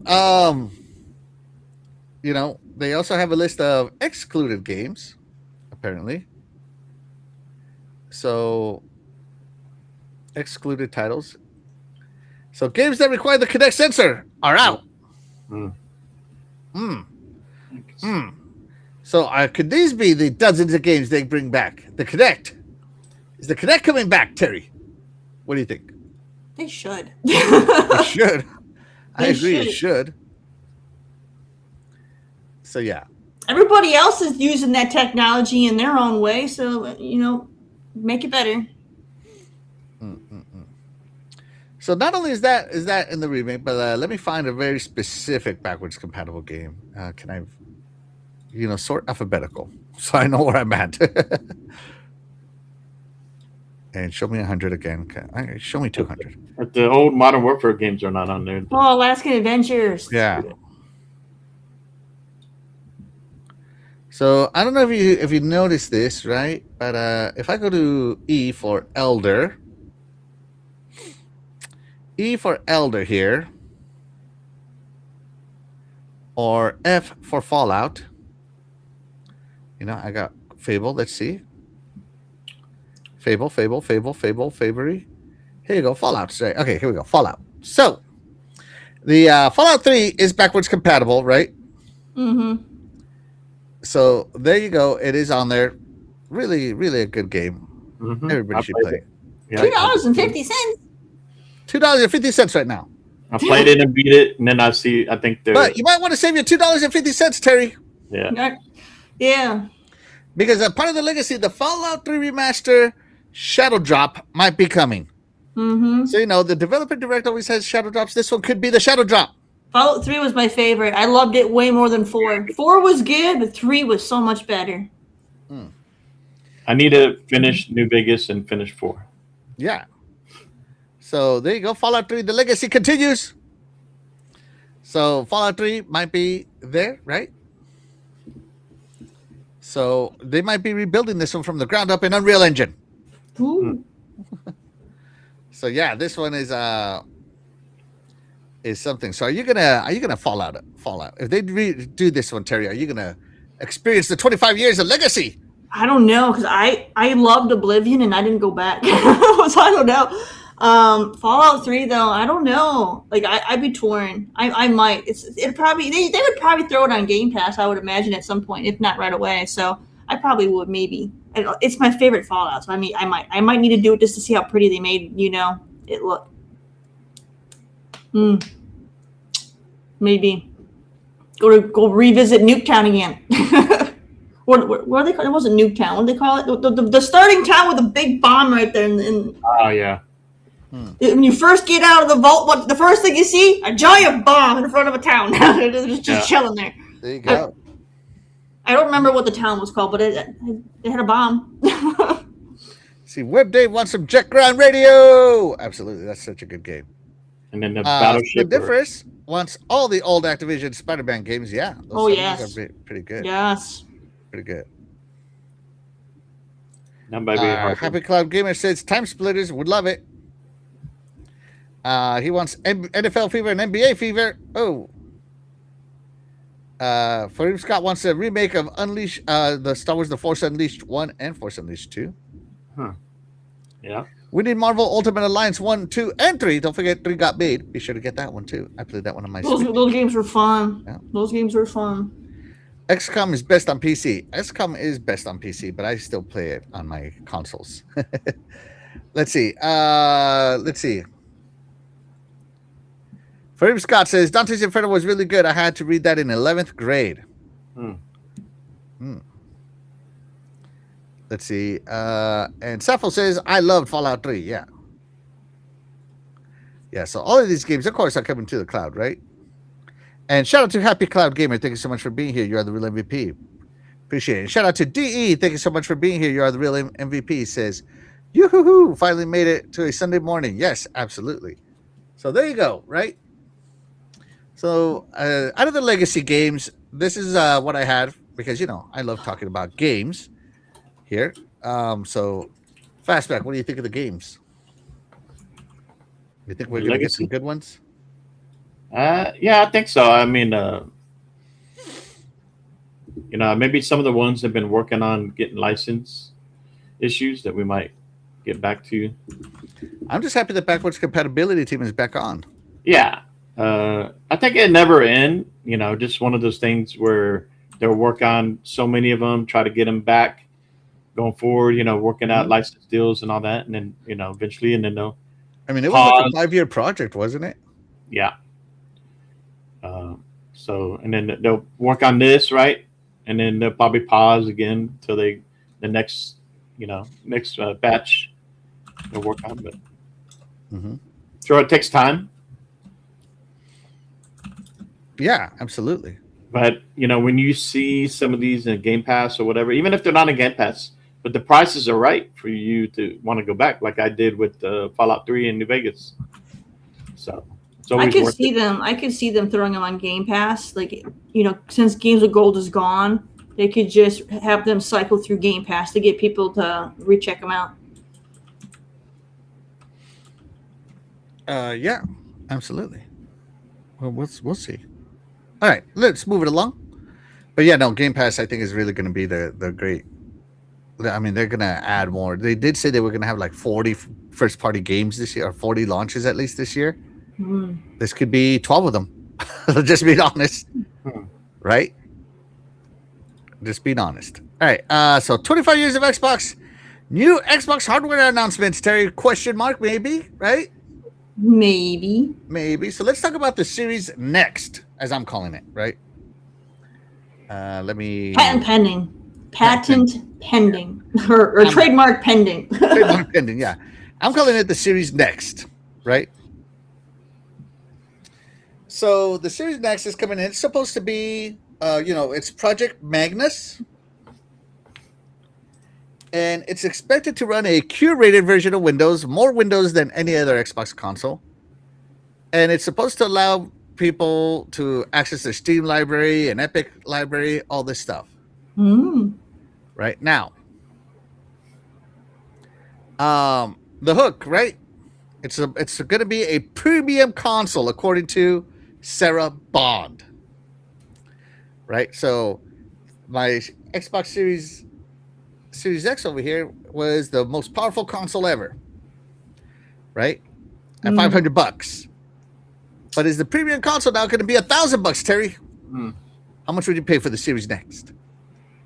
If it can run your Steam library and your Epic library and your Ubisoft library and your... Oh my God, it's running everything? It's going to run everything. It's basically going to be a PC made into an Xbox. Oof. If it's doing everything, then I can see top dollar. I'd pay, because I'm a cheapo, probably $1,200. $1,200? Yeah. Dang. And that's me being cheap, because if it didn't have all that and it was just a console, I would say $800 is my max. Like, I wouldn't go over $800 for a console. But if I'm doing PC gaming on it too, then I could see $1,200. Okay. So that's for the premium console experience. Now, I'm going to ask you the same question there, Fastback, but let me give you some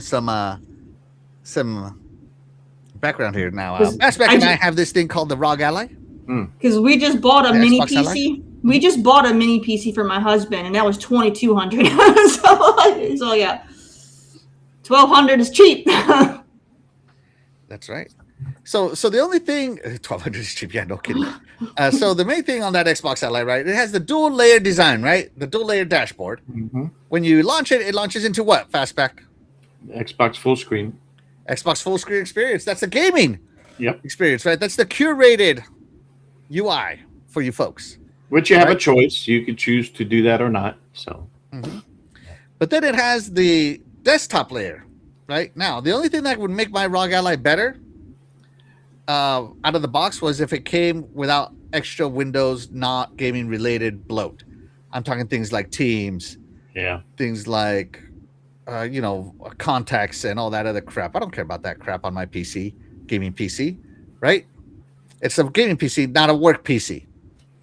So let's say they unbloat Windows even more on that and make it, Microsoft Windows gaming with the full screen experience layer. They could pick up more than 2 gigs of RAM additional, right? And so, but the main thing people are talking about that why this isn't an Xbox right here, and I'm pointing to Fastback's ROG. The main reason they're saying it's not an Xbox is why Fastback? Because you can't play your native Xbox games on it. Right? You can't play console games on it. Not all of them. Right? So What if they get the aggregated library? Since so not only will your aggregated library include your PC games, but also your console games. Bam! The new Xbox. The Xbox Next is here. Fastback. How much are you paying for that? You paid $1,000 for that? I would, mainly because of the premium that how you can play PC games and everything, which is what I like about this. Mhm. So I would love that option. Now you look at prices with RAM and all this stuff, right? Hardware seems it depends on when they release it. If they release it this year, it's be well over 1,000. Mhm. If they release it next year and prices come down, then I've never seen prices go down, man. well, I mean, I'm not as far as when they a launch price, right? Depends on how they. The price will go down on AliExpress. Yeah, get the Timo Xbox. Yeah, sorry. It just depends on the cost of the hardware for them to build before they launch it. So I could see if it's going to be premium and it's going to be cheaper. You could play PC games and all kinds of stuff, but it's still going to be cheaper than you getting a actual PC, right, or building one. I would say no more than 1,500. No more than 1,500. All right, I'm sticking to 1,000. I'm cheap. I have a gaming PC, like a real gaming PC. And that's where my money goes. And so for console, even if it's a hybrid console, I don't want to pay gaming PC prices. No. Just throwing it Got to out. be under that, yeah. Yeah. So just throwing it out there. So I'm sticking at 1,000 max, but I'm thinking like I was thinking $800 at first, but now since RAM went up, I'm like, okay, maybe 1,000. But the And they Xbox could announce it. that. Yeah. Now they're saying that this hardware will be announced this year. Now remember, when the Series X was announced, it was announced 2 years before it was released. Two whole On the years. Game Awards, right? At the Game Awards, right? So it was announced 2 whole years before it released. And so they could announce it this year, 2026, not release in 2027, and release it in 2028, giving the Series X a full 8-year life cycle. Would you be okay with that, Terry? 8-year life cycle? Yeah, I mean, because didn't we have only like a 6 or 7 cycle on what was it on the Xbox? The one launched in 2013. The X launched in 2020. That's it. That's 7 years. Yeah. Yeah. The 360. You're trying to call me out when I was right. 7 years. Yeah. So the first one, the OG Xbox was 2 years. Yeah. The 360 was 8. The one was 7. And I'm thinking this one, they're going to make it last 8 years as well. Yeah. Which for me, hey, bang for your buck. That's why I'm a console gamer. Yeah. I'm okay with that. Plus, with the cloud, you also extend that life too. Because you can play a lot of the newer games in cloud. Absolutely. You can't afford to jump into next gen. So. Yeah. So the new Xbox UI, right? Being that way. Hold on, I'm gonna look at my notes. So it's obviously gonna have gaming Copilot, the Xbox Next, and AI navigation. So Fastback, have you tried Copilot on your Ally? No. No? You should try it. Just ask it a stupid question. Okay. One time and see what it says. But it's interesting, right? So yeah. But of course the new because it's gonna be a dual layer console, a hybrid console, it needs to have, if I'm on my TV, I don't have touch controls. I'm not gonna be touching my TV like I do with my Ally, right? What if I don't have a mouse control when I'm in Windows? So they're gonna have to put a controller UI on the new Xbox Next, as I'm calling it, right? On the Xbox Series Next. So on the Xbox Series Next, they're gonna have to put in, for that dual layer, they're gonna have to put in a controller Windows navigation mode. And I think the closest way to see what that's like is to play Flight Simulator, and I'm being dead serious. Play Flight Simulator on your console, play it through the cloud, whatever, right? And you'll start to see, like, you have to get into mouse mode, you have to like click the right thumbstick and the select, or the Windows button, the dual window layer button, and it turns on mouse mode, so you can navigate the menus better.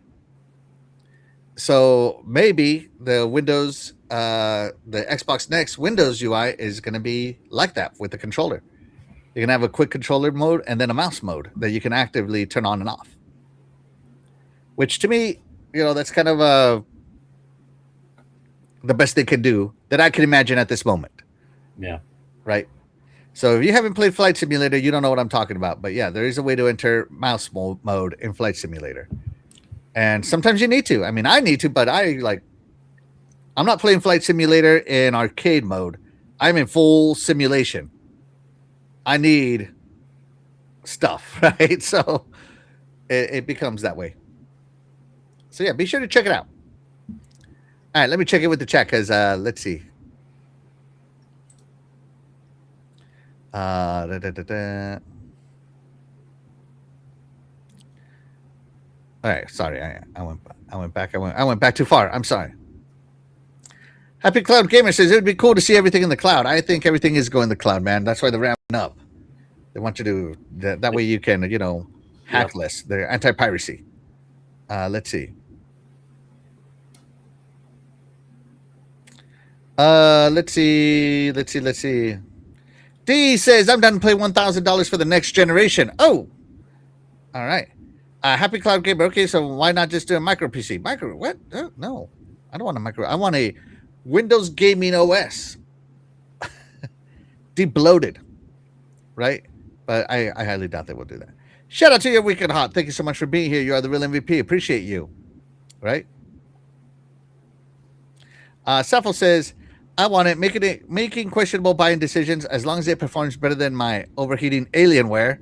That thing starts screaming when the resolution is over 1440p. No joke, man. If I have a lot of YouTube because I run this show and I preload a lot of stuff, my fan is going on this. And so I'm going to open this thing up, clean it to try to get it out and see what happens. I might need to upgrade to more fans. Splendiferous says, I'm sticking to $8.99. I'm El Cheapo. It's super cheap if it's doing everything that they're claiming. That's super cheap. Yeah, it's going to have Copilot, dual layer, the controller I mean, it's basically going to be doing more than what that handheld right there does, and that handheld's like $1,200. No, the handheld's $1,000. $1,200 if you're getting a good one. Yeah. $1,200 if you're buying it tomorrow. but the price this was set by Asus. If Xbox had done it themselves, I think it would have been cheaper. Yeah, they can dictate the price themselves at launch. So, okay. Why is it okay for cell phones to cost $100 or more, but consoles no? A cell phone is more of a necessity, a life necessity at this point, man. Yeah. It's a multifunction device. I understand people use it for gaming, but gaming is kind of the secondary layer of the cell phone. Communication is still its first and foremost. But yeah, let's see.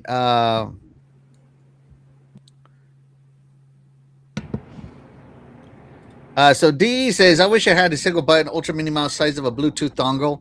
I don't know if you remember back in the old days, but laptops used to have like a little red dot between the S and D key back in the day. And you could move the mouse around with that. Do you remember that? Back in the old laptop days? But the Steam controller, the Steam Deck and the Steam controller have little touch mouse pads on there. So maybe the controller is gonna start to resemble more the Steam controller now. Oh yeah, or like a Switch 2 mouse detach. Oh yeah, you can detach the Switch 2 and treat it like a mouse. That is true. There are ways around it. D's over here thinking. Yeah.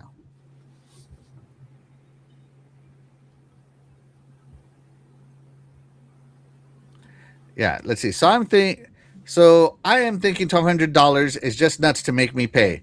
So if Xbox teams believe they can charge me $1,200 for the next hardware, yeah, older hardware I expect to overpriced hardware. Yeah. So there you go. So Happy Cloud Gamer though is happy with his cloud gaming. Yeah.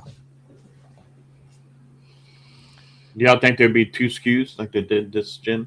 I hope not. They tried it and nobody cared. Just being honest. All it did was get them ridiculed. But if there is 2 SKUs, you want to know what the second SKU is for the next Xbox?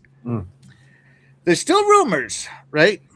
that there's going to be a first-party handheld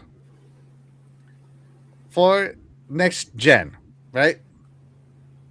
So that Asus ROG, the Asus ROG Xbox Ally, there we go. The Xbox Ally did fantastic, right? But a lot of people are still saying, well, what happened to the first party handheld? I heard rumors of the first party handheld from sources. And then I heard that it got paused. What if it's back on? And for this 35, during the hardware reveal, not only did they reveal the first SKU, which is the Xbox Next, but they released the Xbox Next Handheld edition, right? And it's a true first-party hardware, not partner hardware, true first-party hardware. Fastback, in 2028, are you buying the true first-party hardware? If you had to pick $1,000 for the Xbox Next, or, I don't know, let's put an LCD screen on it, give it a battery, let's go $1,300 for the Xbox Next Handheld. Which one are you getting? No, the hybrid first. The hybrid first? All right. I would always get the main one first. Now, if the handheld has a docking station, then I would be interested in getting that. If they treat it like the Switch too, then I would be interested in that and keep the cost down.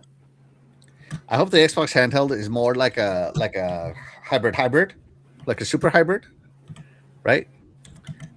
Maybe the Xbox Handheld only has the Xbox OS on it, but when you dock it, you get the hybrid OS. Something like that. Possibility, yeah. Yeah, I would pay for that. Get a boost for that. Yep. Yeah. Terry, are you gonna go handheld? Nope. No. What if Xbox told you your cat could see again, but you got to buy the handheld? Are you buying the handheld?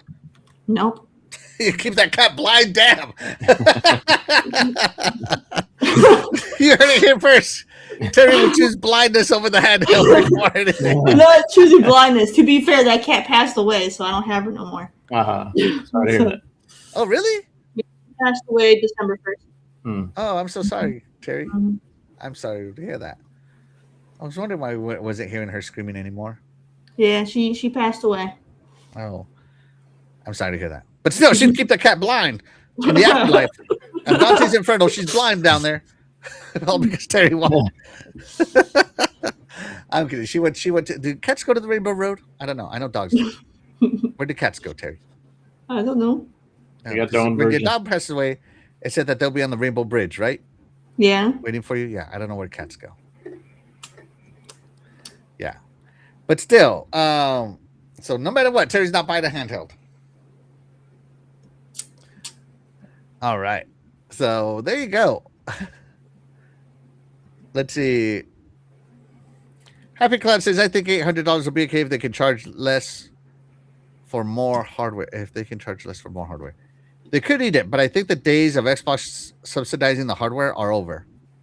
Nintendo hasn't subsidized for a whole gen, and they did great. Yeah, but that was still under $500 though. Yeah. The thing is, if you're gonna compete, if you're gonna make a hybrid console, you're still competing with PlayStation and even Switch to somewhat, right? Consumers are gonna make a choice, and number one thing will be the price, especially for parents that want to get like I told you, I had a buddy at work. His son wanted an Xbox. He already has a PlayStation, but he didn't do it because of the price. Right.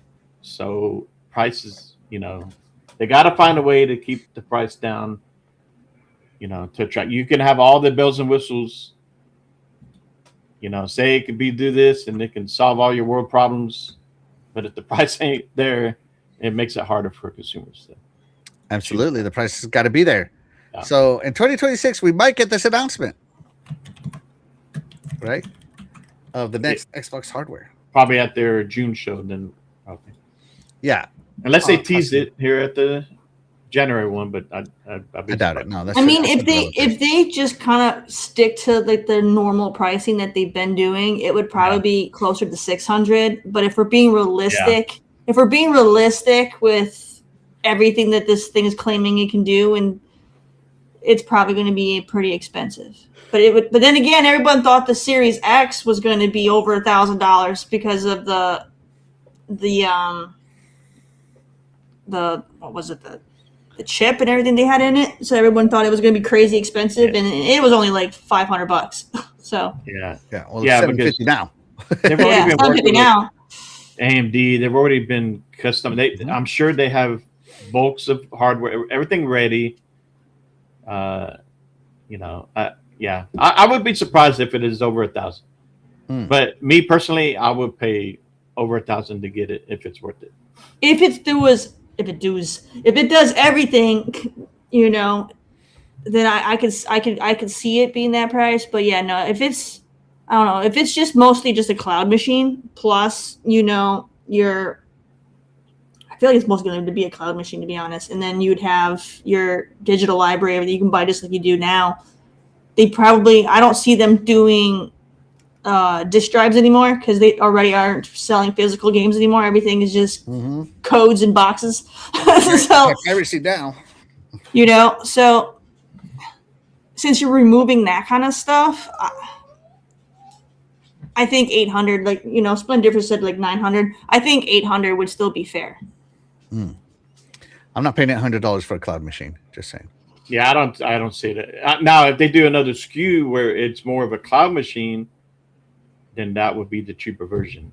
Let's say they want to compete with the new Steam, the machine, whatever they call it, right?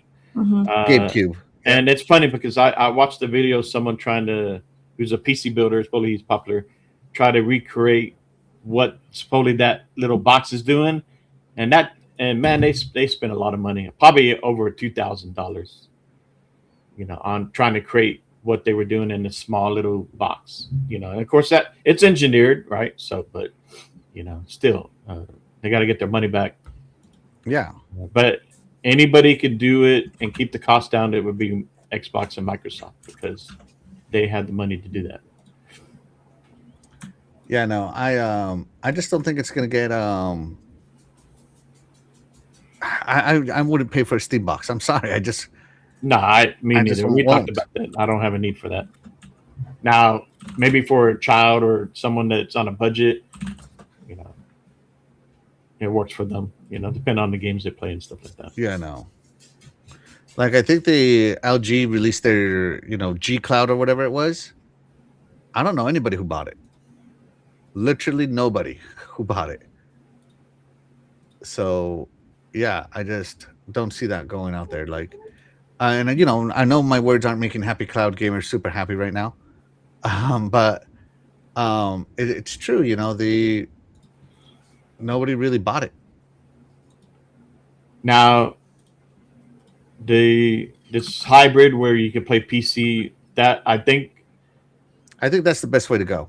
Yeah, and I think what they're gonna hope to is they gotta attract the console gamers, right? Which the OS and all that, where you have a choice, you don't have to worry. You can play just Xbox games, right? And the full screen. But then those PC gamers that can't afford an expensive PC, they got to find a way to attract them to buy this also and say, hey, you can still play your games on Steam, Epic, blah blah blah. On here, it runs great. You don't have to worry about the cost of hardware and all that. It's all in one, cheaper. Then maybe it'll work. And you can get a cheap gaming PC for like $600 to $800, like on the low end, without going super crazy. Like, you gotta have top of the line everything. Just stuff that is capable of playing the games that are out now. You can get one that's capable for like $600 to $800. Yeah, it's got to be capable. So let's see. Crazy Greek Dude says Microsoft could easily subsidize the console, but the shareholders got to make them happy, right? Absolutely. Happy Cloud Gamer says, I'm worried if they charge too much. Why would gamers pay $1,000 USD? Now Xbox is on everything. It's just something I'm worried about. Just think about the PlayStation, PC, etc. So, Xbox doesn't have exclusives, but we have asked this chat 3 times. I told 3 times throughout the years. Do you want exclusives or is Game Pass better for you? And overwhelmingly, the chat has always voted for Game Pass. They'd rather have Game Pass. So Game Pass is the exclusive now that's going to sell Xboxes. Yes. And so, I still think exclusives matter. But, I seem to be a super minority. Yes. So now I love my Game Pass, don't get me wrong. But I still think that exclusives are important, even if they're just timed exclusives. But speaking of first party here, let's move on to the next topic. Here. Luna says, hurry it up. It's time to eat. Time to eat. We haven't even got over yet. You got 5 minutes. It's 11, and she's not giving you that 5 minutes. 25 years of Xbox, and we're getting the big four this year, Terry. The big four. The big four. What are the big four? Well, let's see something here. We got a little trailer here. This is the first of the big four that I want to talk about. Right? And that's Forza Horizon 6. Right?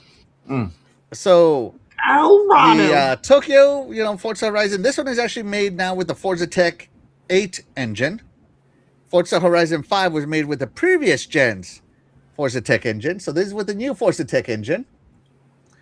And of course, Turn 10 has been turned into a Forza Horizon support studio for the time being. Right?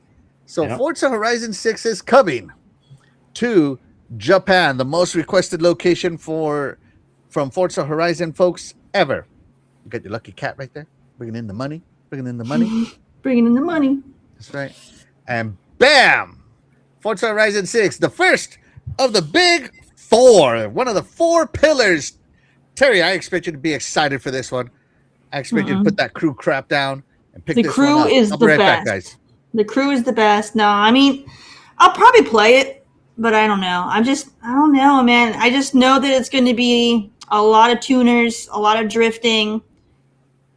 I don't know. Like they don't have big open roads. Everything is going to be tight cities and twisty roads in the mountains. So I don't know. It's not going to be my cup of tea.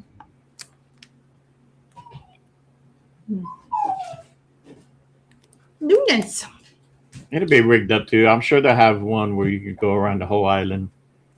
I mean, even if it's not realistic to the reality of it, but they'll and then plus the highways, you can sit there and go full speed on the highways. So I don't know. We'll see. Be fun.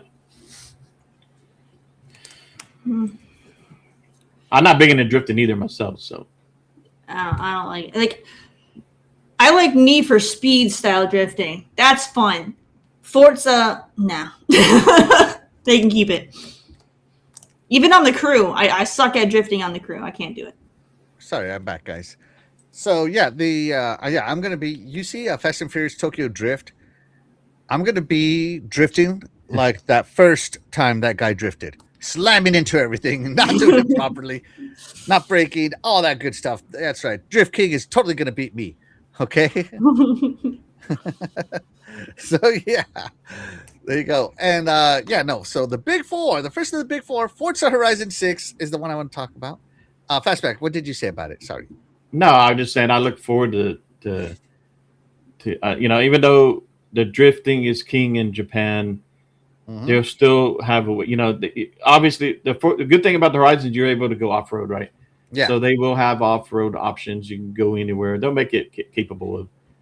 Even though it's not realistic probably to the actual, Japan itself, but, it's a game, it's arcadey, so they'll make it to where you can go open road. And I'm looking forward to, because I was big on Tokyo Extreme Racer. I look forward to some of the racing on the highways to see how that, if they put that into the tracks. So looking forward to it. It's going to be a beautiful game. And do you think that Forza, that Turn 10 is going to deliver another 9 out of 10? All of their games have been 9 out of 10s. Yeah. Yeah. Especially being in Japan, it will. Yeah. Yeah, if this game doesn't win, I was so shocked that that Forza Horizon 5 wasn't nominated for Game of the Year. Even though it was the highest rated game that year. Just because it's a racing game. So? Yeah. Jesus. But yeah. So yeah.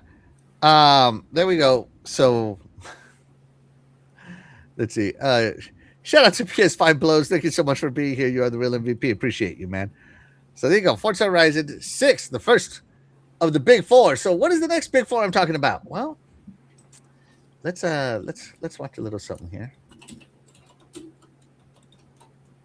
we go. The next one is my most anticipated game for this year, and that is Fable, the return of the action RPG for Xbox. And it's looking like Playground Games is putting a lot of money on this one, like unlimited money, right? I mean, it looks good. So the British humor, the thing that I love about Fable is the British humor. Mm-hmm. Do I laugh at all of it? No, but some of them is so stupid. I have no chance, to laugh about it. I want to hear a lot of people say right. It's like right. I want to be asking, oh, do you need a glass of water? I need the British humor all the way there. I need my British voice acting. I don't want it to be no Americanized crap. Okay, I need it British. I don't need a ballerina. I need a ballerina. Okay, so Goodness. yeah, that's what I need. Now, this is also being made. So these are two games made by Playground Games, Forza Horizon 6 and Playground Games. Playground Games is on the spotlight. Can they deliver? So, one of the things that I think was removed from the original Fables is the fact that you don't get to make your own character anymore. You're going to play their characters, which to me is totally fine. I'm all for updating the formula as long as it works. Because it doesn't sound like your character is voiceless anymore like they used to be. So we shall see what happens. We shall see. And it looks so good. Can't tell if some of these parts are CGI or if they're gameplay. That's how good this looks. I'm so excited for this. So do you think this one will deliver as well? Is this going to be another Playground Games 9 out of 10? I don't know. It depends on the story. I mean, it depends on how. From what they've showed me, I have no hope for this game. I have none. I have none. They've always do not treat my Fable like a BMW. The Fable has been called Fable because your character, your hero, like everything's kind of like his or her story has been like the fable that's being told. Yeah. From what they showed me, they're basing this one off of actual fables like Jack and the Beanstalk. They've completely derailed from what Fable's supposed to be. So just because it's British and you can kick a chicken doesn't make it Fable in my eyes, okay? Like they've deviated from the formula. Hard disagree. So I'm okay if they take the Jack of the Beanstalk and put some liberties on it to turn it into Fable-esque, into the Fableverse, if you will. I'm okay with that.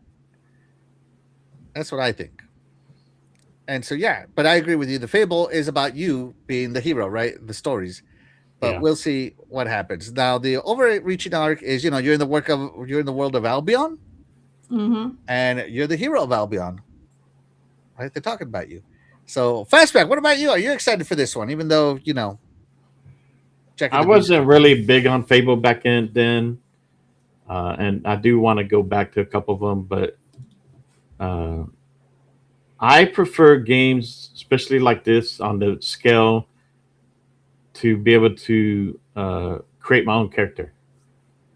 But if this character does well, the story and all that, the acting is good, then I'm okay with that. We'll see. It's been so long since we've had a Fable, so it's been 16 years. Like I said, I've been waiting. So it's almost like a new IP in a way. It's got to hit out of the park with the story and everything. So I looked at like Avowed, right? Avowed was new. I think it had like an 80 or so. Did well. It wasn't a great story, but it did well. The gameplay and everything, which I really loved. So if this one has good gameplay mechanics and good humor, then it should do well. Yeah. By the way, I don't think that I don't think that Fable's breaking anything because Peter, who was it that made the first Fable? Peter Molyneux. I don't know.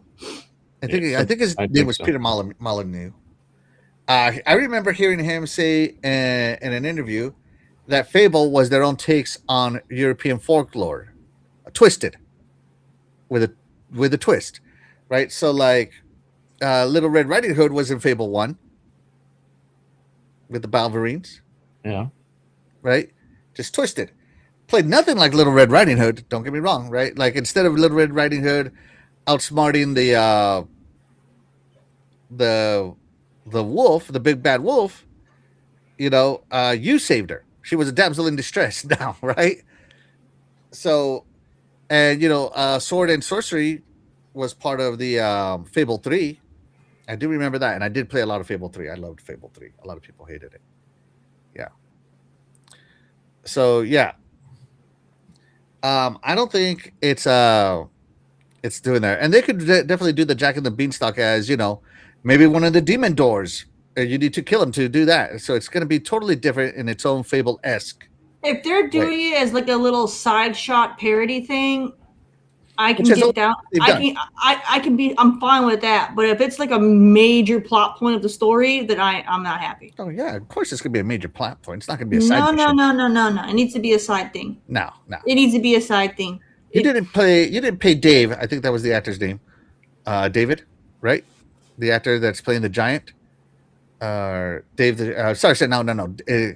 His name is Richard Ayonade. Ayonate. I don't know. Richard A. You didn't pay him to bring him a side story. I don't think so. Yes, I did. Yes, No, you I did. Because this is called Fable, and you're supposed to go through the game, and it's supposed to have its own story. It's not called Jack and the Beanstalk. Okay. Right. Yeah. No. I still think it's going to be. So if the whole story is going to be Jack and the Beanstalk, then this game is Fable in name only, and I'm not happy. No. It's all about twisted takes on European folklore. So maybe he'll be the main protagonist then. Right? No, I don't think he's going to be the main protagonist. You don't think so? I agree with that. He cannot be the main protagonist. Then why pay all that money for him then? But he can be a major protagonist.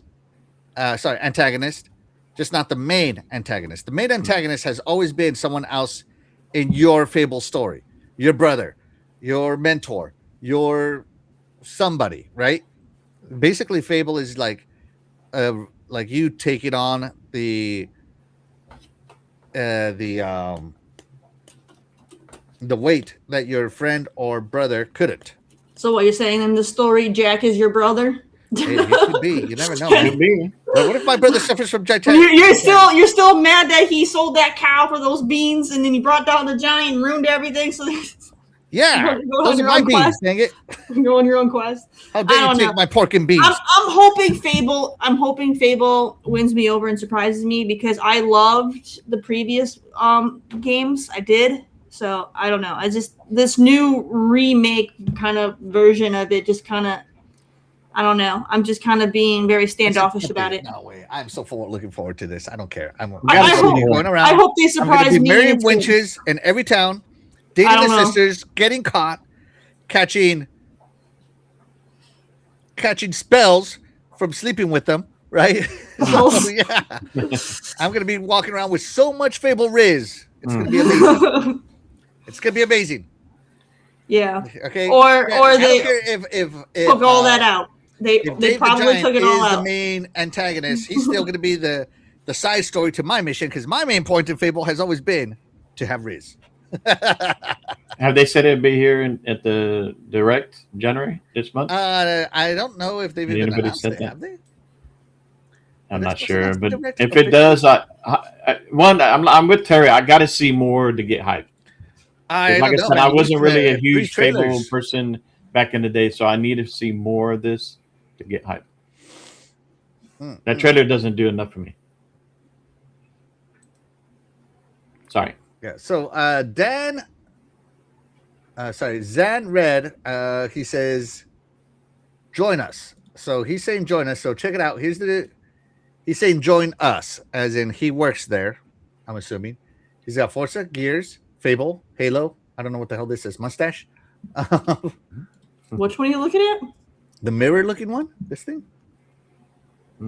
Is that for like clockwork or something? Yeah, I think that's Clockwork. Oh, Yeah. Clockwork. Yeah. So there you go. Yeah. So maybe.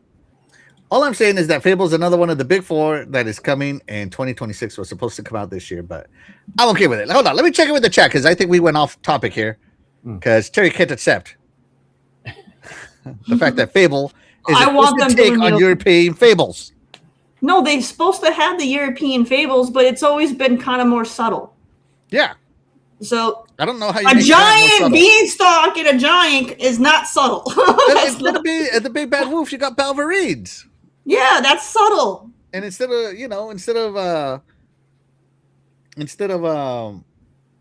werewolves, you got Balverines. They like mixed them together. Yeah, that's fine. Yeah, I think because it's not blatant in your face. This is what it is. All I know is that this Fable better have a side game of Fable Golf, or else it's a total dud. All right, here we go. Let's see. Back from the Dead says, Halo, Gears, and Forza I only count 3. Fable 4. I agree. Fable doesn't count as one. No, it's a pillar. I don't care what you take. It's not a pillar. Cat eat raw meat. Why is your cat so fat? I don't think your cat's fat at all. Average for a house cat. He's small. His brother's bigger than him. He's an average sized cat. Yeah, he doesn't look fat to me. Like, don't hold me. Don't touch me. Fable lover. All right, let's see. Happy Cloud Gamer says Forza Day 1. Back from the Dead says Fable doesn't count. It totally counts. It doesn't count. It doesn't count. It doesn't count as the top 4. When people think about like what the big franchises of Xbox, no one ever mentions Fable. Fable. No one ever mentions Fable. It's gonna be a pillar. You'll see. Back then it was Minecraft is your 4th pillar. Nowadays, the new Fable will allow polygamy. The previous Fables did. This better be. Whip Dave saying 10 out of 10. Yeah. Or Call of Duty. Call of Duty is your new pillar. Yeah. Sappho says what Terry should be saying. I don't know. I'll wait for the game to come out before leveling that sort of criticism. Yeah. And further, the tongue-in-cheek humor might not vibe well with these really sensitive gamers. Yeah, look at her. Look at her. She's sensitive just thinking tongue-in-cheek over there. Nah, they'll have the British humor is mild compared to American humor. So, no, I think it'll be fine. And they already showed that you can kick a chicken. So if you can have animal cruelty in there, the British humor ain't nothing. So it'll be fine. I'm hyped for Fable 8 out of 10 or 9 out of 10. Reason for the game is overhyped. No way. Just the right amount of hype for me. Let's see. They cry about the way a character looks, about the frame getting dropped, about a person in color in the game. Yeah, they cry about that. And yes, Peter Molyneux. All right. Thank you, Dan the Man Cunningham. Appreciate you. Let's see. PS5 Blows says, I prefer King's Quest 2. Dang, that's old. Dang. Dang. Let's see. Web Dave says, there are a lot of OP fables that these games are based on, and it should be a combination of a bunch of different fables. Yeah. Fable 3, I know, leaned a lot towards the sorcery side of fables. You saw a lot of like almost sword in the like Fable 1 had sword in the stone, Terry. Do you remember that? Fable 1 had a sword in the stone, and you had to pull the sword. I do not, but Fable 1's Fable 1's the only one I didn't play. I played 2 and 3. Right. And so Fable 3 was more about I just remember, wasn't the villain in the first one Jack of Blades or something? It was the first villain. Yeah. The very first one you killed. But in Fable 3, it leaned into a lot of Merlin, sword and sorcery style storytelling, if you pay attention to it. So, yeah, I mean, Fable is always just a twisted take on Fables. Web Dave, Aesop Fables, yeah. Yeah. Yeah, and Shrek was a combination of stories. Yeah, absolutely. Yeah, Shrek is great. I'm thinking of getting Beanstalk tattooed on your you-know-what every day so I can be Jack and the Beanstalk. Oh, my God. Oh, my God. I played all Fables. I'm hyped. Yes, Rain. Absolutely. Doggy, what the heck, man? Let's see. I wanted Fable to be an extraction shooter. What? Get this man out of here. You're out of control. Get this man out of here. But let's go to the Xbox is leaning more now towards Unreal Engine, and the kings of Unreal at Xbox, the Coalition, is coming out with Gears of War E-Day. Marcus Phoenix, Dom, might only be 2 players, no 3 players, no 4 players, just 2 players. Co-op. Terry, are you playing this? Yeah, I'll play it. On nothing but online mode, right? Still the Co-op. campaign kind of thing. It's gonna be co-op only. Co-op only. Are you gonna make your other friend buy it and then it not be working co-op? I'll be furious. Tell me if you're hyped about this one of the big 4 coming out in 2026. I mean, I'm looking for. I wouldn't say I'm hyped, but I am looking forward to it. The last, I mean, I played all the Gears, and the last 2, they're all right. I mean, they're worth playing, but they didn't hold my attention like the first. God, really, I liked like the Gears first one 5 did. so much. 4 and 5. Yeah, no, the first 3, I played the heck out of those games. 4 and 5, I played the campaign, and then I dropped them like a hard rock because they weren't that good to me. No, I think the new generation of Gears, I think it's great. I think I love seeing the story continues. I don't know. I really liked Gears 5. I really, really liked it. It's probably next to Gears 2, it's my most played Gears. Nah. But Gears 2 is probably still my most played Gears. I played Judgment more than I played 5. Oh, dang. Like I didn't know how that could happen. 5 is a longer game than Judgment. 5 couldn't hold my attention. But I kept replaying Judgment over and over and over. You go. Oh, I did one playthrough. I did one playthrough of 4 and one playthrough of 5, and that was all it was worth to me. I love how 4 is about JD, 5 is about Kat, and I was hoping 6 would be about Dell. I love that. Well, they still haven't made 6, so no, they still haven't made 6. So I'm hoping 6 is about Dell. But before that, Gears of War E-Day. I love the lore of E-Day, and maybe we get to see Marcus. The reason why Marcus went to jail. Oh man, we're gonna have to see his dad. Was it Dom? We'll have to see Dom running around with Maria. Yeah, Dom running around with Maria. Yeah, yeah. Gears of War E-Day, definitely. Oh man. Yeah, Fastback. Are you excited for Gears of War E-Day? Very. I'd love to see Marcus and the gang back together, the younger versions of them. Yeah, definitely want to play that. I prefer those 4 and 5 are good, but I prefer 1 and 2 and 3. Same. Those characters, their chemistry, dialogue, and all that. I prefer that over 4 and 5. The immersion into the storyline and the characters was so much better. Like, oh no, so much better. Like, oh, you guys haven't played this in recent time. You guys are holding on to nostalgia. I played the recent one. JD sucked. I didn't care about JD. How could you hate Dom's offspring? He's Dom Jr. Nope, he's not Dom though. No, and Kate Marcus was Jr. That was Marcus Jr. Sorry, Marcus offspring. Sorry, it was Marcus Jr. Yeah, Marcus Jr. How could you hate Marcus Jr.? You're right, Terry. Marcus Jr. Marcus Jr. was a crybaby compared to Marcus. Like, yeah. And then when he got hardcore in Gears 5, everybody how hated do him. How do you finally hardcore up in Gears 5, everybody hated him. I love him. Strong male role model as a father, and then you end up with JD. Like, how does that happen? No. Look, JD was he was a baby born from like some sort of fraternity program. So yeah, no, I liked it. I like the new characters. I think you guys just are so hateful that it's not Marcus. I don't care that JD's developed.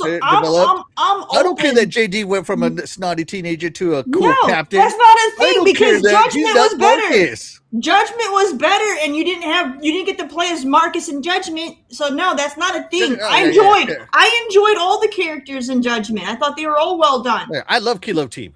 Okay, they were all well done. They were all well done. But everybody hated Kilo Team as well because it wasn't Marcus. It wasn't. Nah, those people are lame. I've been hearing this. It wasn't Marcus crybaby whines for 20 years. No, they had some awesome characters. On that one. Way better, more interesting than JD and Kate and Dell. No. Those guys are like Gen Stuck in the Z. past, Grandpa. I Or can't. Grandma. I can't with them. I can't with them. Either way, I think we're all excited for Gears of War E-Day. Yeah. Yeah. I hope Gears of War E-Day, though, does release as the traditional full Gears game. I'm talking campaign, co-op, map builder, horde mode, and multiplayer. Those 5 modes have been pillar to Gears since the Coalition took over. So I hope that those 5 modes come. Most specifically for me, horde mode. If I don't get a horde mode, this game sucks. I don't care how good the campaign is. This game sucks. It's a 2 out of 10 at best. All right, without horde mode. Watch them announce no horde mode, and I'm like gonna have to eat my words. But I have confidence that they're gonna have horde mode. No, it's gonna be all about annex and team deathmatch. God. That's all you're gonna get. You're gonna get two modes: annex and TDM. No. Mm-hmm. I'm going. And we have to see if they have the wall bounce, because you gotta have the wall bounce. Yeah, well, you gotta have the wall bounce. So we gotta see what OG wall bounce is supposed to be like. By the way, Fastback, feel free to cut in anytime you feel like saying anything. Okay, so I know me and Terry can get fired up because Terry sometimes gives wrong opinions, but it's all right. I'll jump in and back her up whenever. But I'm looking forward to this. Nasher's going to be king. Yeah, the Nasher better be the king. Yep. Mm-hmm. Let's see. Sony fans are more hyped for Gears than their own game, as they should be. This is an amazing game franchise, as they should be. It'll be on PlayStation. They finally have something to play on that thing. Be on PlayStation, but it'll be exclusive to Game Pass. That's right. Hey, you know what? They pay, we play. That's right. Fund. I'm hoping they fund my Gear 6. I just hope it's not a love story, though, because Maria is going to be alive. That's right. I better see some PDA, all kinds of stuff. Love story. It's all going to be Dom, like, Marcus, I gotta go save Maria. I bet you that's all it's going to be.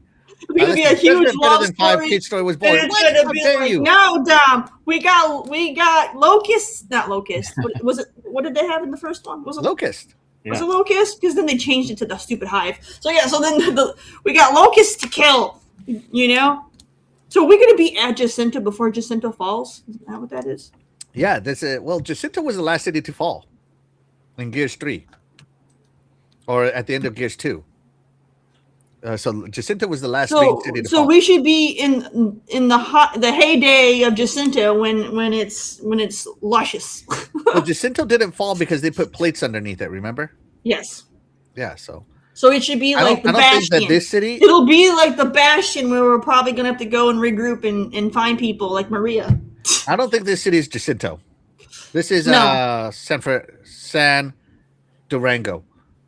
San Durango, what? I don't know what to call it. Okay, it's on the planet. London. Sarah. This is London.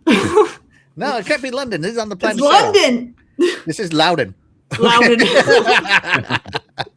It's gonna be their made-up version of London. Yeah. So yeah. Let's see. No, I loved the way 5 was done, especially the collectibles. And 5 told you so much lore. It made me want to find them. Let's see. It was right. It was good. Like, I don't know the lore. Dougie Dawes says he finished Blossom Tales 2 yesterday. Was a Kokateri Indie Spotlight game. Loved it. That game is so good. So yeah, if you're into the retro RPGs, like retro, like Zelda, you know, like top down, like retro, then yeah, Blossom Tales, so good. Yeah. Let's see. Rain says, I want to see Marcus get the scar on his face. Me too. Let's see. I love 1, 2, and 3, but Kate really grabbed me as a character. I liked her. Right? But he says James was lame. JD. Yeah. Yeah, I was. He sucked. Yeah. Let's see. Back from the dead. Let's hope JD getting the axe was canon. Yes. Because, it's supposed to be JD, Kate, and Dell. And I'm thinking the next one, Dell, is going to be the main character. So, yeah. Yeah, but then you had the choice on who you killed, right? Yeah, but I think it's whoever whoever chose more is how they're going to write the story. Like they did for I got you. Carmen, whether or not he would live or die, and then Carmen must live, Carmen must die. and then the fans voted to let him live because that was that was the good one. But they kept showing him in like dying situations all game long. Yeah. That was great. I think they will have two choices, and you pick, depending on what you chose, that's the storyline you'll get. Mm-hmm. JD better be gone. Get rid of him. No way. Get rid of him. I don't know. We'll see what happens. My favorite console. Shout out to Art B. Mirak. Thank you so much for being here. You are the real MVP. Axel will lose it when Gears of War becomes a dating simulator. That's when Terry will be like 10 out of 10. No, we're not. No, we're not. Let's see. Splendid. It's a love story. Dom will get mauled by a locust just to get some Mushu. My goodness. Dude, I just see so much happening with gonna be him and Maria, and it's gonna be like, we don't give a crap about Maria. Let's move on. San Durango, Loudon. Why not call the city Jose Cuervo? There you go. Yeah, but Jacinto was the last city to fall at the end of Gears 2, if you remember, and that's why Gears 3 started on the water. They were on barges at that time. So yeah, we'll see. We'll see. Very excited. But see, I'm not that familiar with the lore. Like, does anybody read like the books? Like characters, even though she doesn't like the lore. No, like who does anybody here read the books and stuff to actually know the lore? Like, I only read the collectibles, and that's lore enough. See, so you don't care about the lore either. You don't read the books. I read the collectibles. If I read every collectible. No. I mean the actual books. Hey, you want me to know lore? Put it in the game. I hate it that they put lore outside of games. All right, here we go. So the last of the big four, Halo, is coming out, but not Halo 7. It's going to be Halo Campaign Evolved. This is the Unreal Engine doing Halo Campaign. They can keep it. I really like the Slip Space Engine. The Slip Space Engine works so well. They shouldn't have gotten rid of it. But it shouldn't have remade this either. Likes to Revolve Door the developers as another layoff is coming out in March, probably. Nah, don't need it. Yep, they're putting this one out now. Yours truly has played every version of Halo, and you know I'm going to play this one. I'm going to check it out just so I know what I'm talking about. See if it's better. See if it's worse. See whatever. See the music. You know, did they edit any of the lines? Did they add lines? Is there a top secret new mission coming up? No. More lore? No. Now that explains the world of Halo a little better. No. You know, I'm going to be playing this game and checking it all out. It's going to be the same stuff. And the best part about this game, you want to know what the best part about this game is? That is modernizing, Terry? That it has an ending? The added sprint.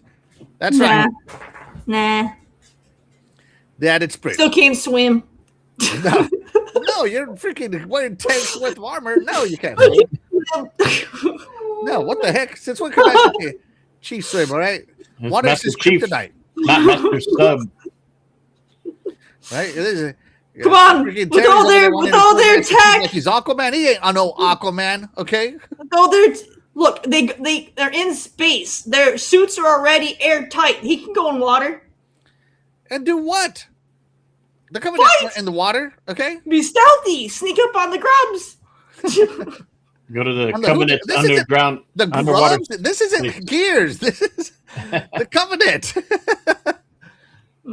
Yes. So we'll see what happens. Yeah, definitely look forward to playing this. Oh, dude, I'm so hyped for this one. Yeah, I will play with my wife and my daughter. Get my daughter. This would be a good one to get her going on Halo. Heck yeah. Do co-op campaign together. No. Now, I don't know if Campaign Evolved is going to come to the Master Chief Collection or not, but it doesn't matter because it's going to be on Game Pass. Yeah, I don't see that happening. I don't see them putting it in there. This was built to modernize it and built to be on PlayStation and probably Switch to bring in the younger gamers into the. Yeah, this was built for them to milk it, like like they do with Skyrim. They're just going to keep rehashing the original trilogy. Oh my gosh! Hey, if PlayStation can do it with their games, The Last of Us. Okay, if they can keep re-releasing Skyrim and the OG Mega Mans, they can do it with Halo. Exactly. They all do it. They all do it. That's right. They're gonna cash cow, and I'm the cash. Yeah. I am the cash. I am so excited for this game. I really cannot wait. You know, the Forerunner structure, everything. You had some developers being like, Terry, like, no, that's not the way it's supposed to be. But you know what? It's the way it is in modern games. So I love that they're modernizing it while keeping a lot of it the same. I don't mind them modernizing it. It's the fact that they just re-released like a remaster of this. It's just, we don't need it. When they did the Master Chief Collection, it was basically remastered. You could change it between OG graphics or updated graphics. Are you talking about the Halo Anniversary that released way back on the 360? No, talking about the Master Chief. I'm saying Master Chief. Yeah, the Master Chief Collection has Halo Anniversary in it. That released way back on the 360. It was re-released. It was a re-release. We don't need this. The dog disagrees with me. There you go, the big four. That's the big four, guys. Sorry, Fastback, you excited for this one? This is a fail. They should have just continued your story. They added co-op to this one, Terry. Yeah, they could have given you 6. No, I'm excited. Or if they're gonna do a remake, then do it for Reach. Dun, dun, dun, dun. Dun, We don't need the first one. Give me the Warhog, Master Chief, Mm-hmm. run around and shoot. See, Web Dave is Team Halo over here. Yeah, Web Dave, tell her. Terry, there are 3 new missions added to this game, and they have never been told before. Never! Yeah, look Not forward in to seeing books, that. not in comics. Never. Don't need it. Yeah. And I hope they have the couch co-op like they used to have. Maybe. I don't know if Unreal Engine will allow you to have that because, Unreal Engine just doesn't scale well. I haven't heard them say anything. I'm just being about honest, man. Everybody talks up Unreal Engine, but I don't think it's a great engine. What? I just think it's like, it's the industry standard. Yeah, but it's still new, though, the Unreal Engine 5. So it depends Unreal on how they Engine 5 engineer it. might be new, but Unreal Engine is not new, and Unreal Engine No, has Unreal never, Engine is not. ever done a good-looking open-world game. But this is on Unreal Engine 5, right? Yeah, but I mean, Okay. Unreal Engine has never done an open-world game to the scale of GTA. Well, maybe they engineered it to be better fit, even help with the open world I games. mean, the most open-world game I've ever seen on Unreal Engine has been like Fortnite and Sea of Thieves. And even Sea of Thieves has like, you can see the popping. I'm just saying, Unreal Engine to me in big environments is not good. So this is why probably they're starting with this one because it's more closed off. You know what? And even Sea of Thieves, that game's old. They haven't remade it or remastered it or made a freaking sequel. Why are we getting another live Halo? service game? Why are we getting Halo 1? A live service game could have a sequel. Like what? Like Minecraft? Destiny. Destiny's got 3 games. 2 games. But yes. Marathon is basically Destiny 3. So whatever. Let's see. Oh my goodness.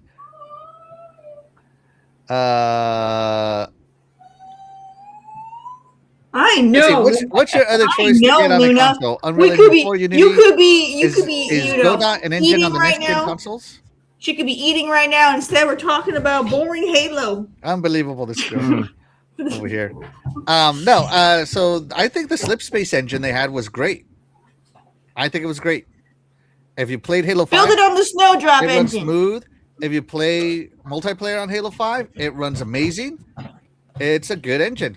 Snowdrop. Build it on Snowdrop. Snowdrop? Mm-hmm. Oh, the indie engine. What? No, Snowdrop is Ubisoft has Snowdrop. They Oh. used it for Division and everything else. The indie engine?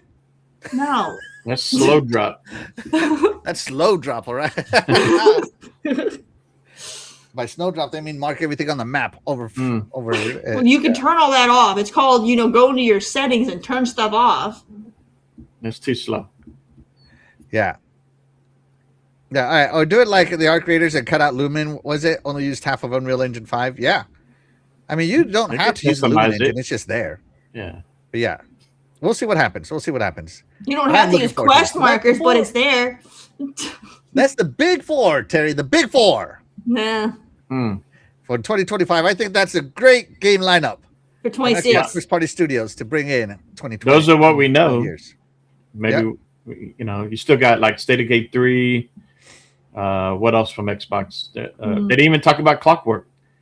Yeah. Will that come out this year? I think it will, but It'd be nice, but I don't know. I feel like it's too soon. I feel like it's too soon. I don't know. It seemed like they showed They a bit showed of it this last June. Yeah. I mean, they showed a lot for Perfect Dark too, and then look how that turned out. They didn't show enough of Perfect Dark compared to No, Clockwork. they showed a lot more of Clockwork. Yeah, but they anyway, did. Yeah. moving on here. Oh shoot, I hit the wrong button. My bad, guys. My bad. On to the last topic of the day: the events. To celebrate 25 years, you're gonna have events, Terry. Yeah. Events to talk about on this show, especially. So I'm loving it. I'm gonna have topics for years. Events, huh? That's right. So let's talk about the events of the 25 years. Where's my notes? Because I wrote them down. All right, so we're gonna start off hot, Terry, with the 25 years with the Developer Direct. Okay. Right? So it's looking like Halo Gears, Forza Fable, and Clockwork Revolution. Right? January 26th, we'll see what comes out, comes out, and what shadow drops. Everybody's thinking that Fallout 3 Remastered is going to be the shadow drop. It could be. I love the remastered shadow drops. Don't give me new titles like, Hi-Fi Rush was amazing, but I think they robbed it of some of its luster by rushing it. So yeah, I'm hoping that they do a shadow drop of a remake, remaster, something like that, right? So hopefully that starts off. What if the shadow drop is Halo campaign evolved? Oh my gosh, that'd be so epic, right?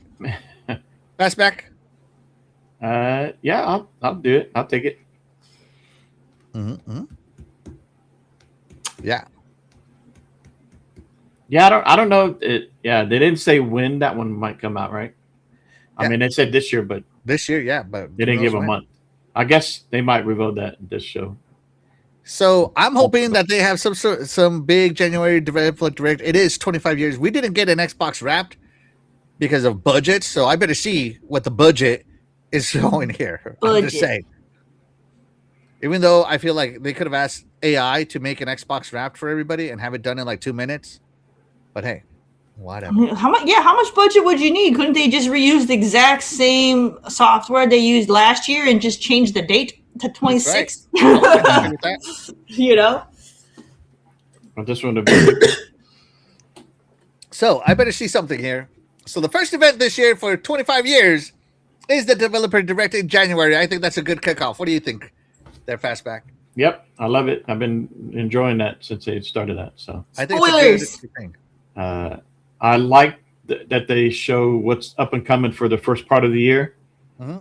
And the first half. Yep. Yeah. So but we already know these. But we already know these are up and coming. I know, but I mean, they'll give us the date. Like, let's say they're coming in March or April. Yeah, they're only going to cover the first 6 months of the year. Yeah. So I like that. Hey, I look at this something to look. Like they did with the Avowed, and so yeah, love it. Now, of course, in June they're going to have the 25 years of Xbox Showcase. That's what I'm calling it. All right, 25 years of Xbox Showcase in June. So that's going to be epic as well. Well, cannot wait for that. Lots of new trailers, and that will show us the second half of the year. So that's going to be another event that we know is going to happen. But the most important event, Terry, I think is going to happen in November. Yes. Specifically, November 15th. My birthday. November 15th, 2026. No. What's happening on the 15th? That is officially 25 years of Xbox. That is the birthday. Mm-hmm. So something better happen on November 15th, 2026, because that's officially 25 years of Xbox. What's going to happen? I don't know. But something better happen. They're gonna re-release the original Xbox controller. The Duke? Yeah, it's gonna be the re-release. Yeah. It's gonna be the Duke Elite. The Duke Elite. The Elite Duke. Yeah, no, I think it's going to be good. I don't know what they're going to talk about here in specific for 25 years of Xbox in November, but let's brainstorm here, Terry. Okay. What do you think should be on November 15th? Now, if you remember, that was the day Xbox launched. All the executives were out and, stuff like that. So, GTA is dropping on November 19th, 4 days later. Yeah. Right? So it could be overshadowed, if you will. But what can they do on November 15th on the day of the Duke for Terry? Announce their next, their what did you call it? Series Next? So they'll make their announcement. That's what they'll do. All right, so you think that's when the new hardware will get announced officially? Yeah. Okay. They could hold off hardware announcements to that day. That could be something, because that's the day the hardware launched. Yeah. What about you, Fastback? What do you think they could do? I could see. I'm with Terry. I could see a tease of the next hardware at the June, and then the full reveal in November for the anniversary date, and possibly maybe a launch game, something that they would announce for that. Crimson Skies 2. Could that be the day the Legacy Vault opens? So instead of dropping new hardware, instead of dropping, they drop all the backwards compatible games from the original Xbox. You know, the ones they got licenses for. Could it be the Legacy Vault opening on that day? They could do that, and plus have the announcement for the new console hardware. Okay. Here's something new, and here's something old. Now we need something blue. No, screw that. We need something green. Something blue. Sea of Thieves 2.0. I mean, and maybe here in the direct they could shadow drop a like you said, some backward compatible something from the OG in 360 days. I don't know. I think on November 15th. I know it's a year, like almost a whole year from now, but yeah, they got to do something. I know it's 4 days before GTA gets delayed again, but still trying to check it out. We'll see. All right, but that is 25 years of Xbox. So we got, let me see, as I called it, right? We got the Legacy, the backwards compatible stuff, the hardware, the Big Four, and the events. This is going to be a heck of a year for Xbox gamers, guys. We're going to be gaming good. I'm already salivating at what things we're going to be playing this year and enjoying as Xbox gamers. They're going to release 25 years outfits. I'm going to buy it. Like, my wife is going to hate me because I'm going to spend more money on Xbox this year than I have in a long time. For the 20th anniversary, they did release the 20-year controller, if you remember. Do you remember that one? No. But I believe it. They're always releasing controllers. That's why I'm saying they're bringing back the Duke. Nah, they already kind of done that. It's the only controller I didn't get. The 20 years wireless controller is the only one I didn't get. So I am a little sad that I didn't get it, but I'm gonna get the 25-year one for sure. So we'll see what happens here with it. All right, hold on. Lots of people. This is like a developer direct for the 25 years. Here we go. So if you remember this controller, we did cover it. There's Major Nelson. So that was the 20 years controller, and we'll see what the 20. So you can see the 2-0 on there. We'll see what the 25 years controller is like. And there's Major Nelson with his white gloves. I miss him, man. So yeah, we'll see what they do. Maybe they'll just release a collector's edition controller, a collector's edition console. Yeah, we'll see. What I can see for your Series X, or I can see the skin, the wrap. A wrap, yeah. They're probably going to release a wrap. Yeah, I'm going to spend so much money. I know my wife is going to be frustrated with me, but hey, you knew I had this hobby when you married me. So yeah, Terry, are you going to spend a lot of money on 25-year merch? No. No? You're not going to get yourself a 25 years of Xbox hat? Maybe if it's a white hat. If it's a white hat, I will. It's not going to be no white hat. That's not an Xbox color. It is their color. They don't have a green logo on their controller when you turn it on anymore. Now it's white.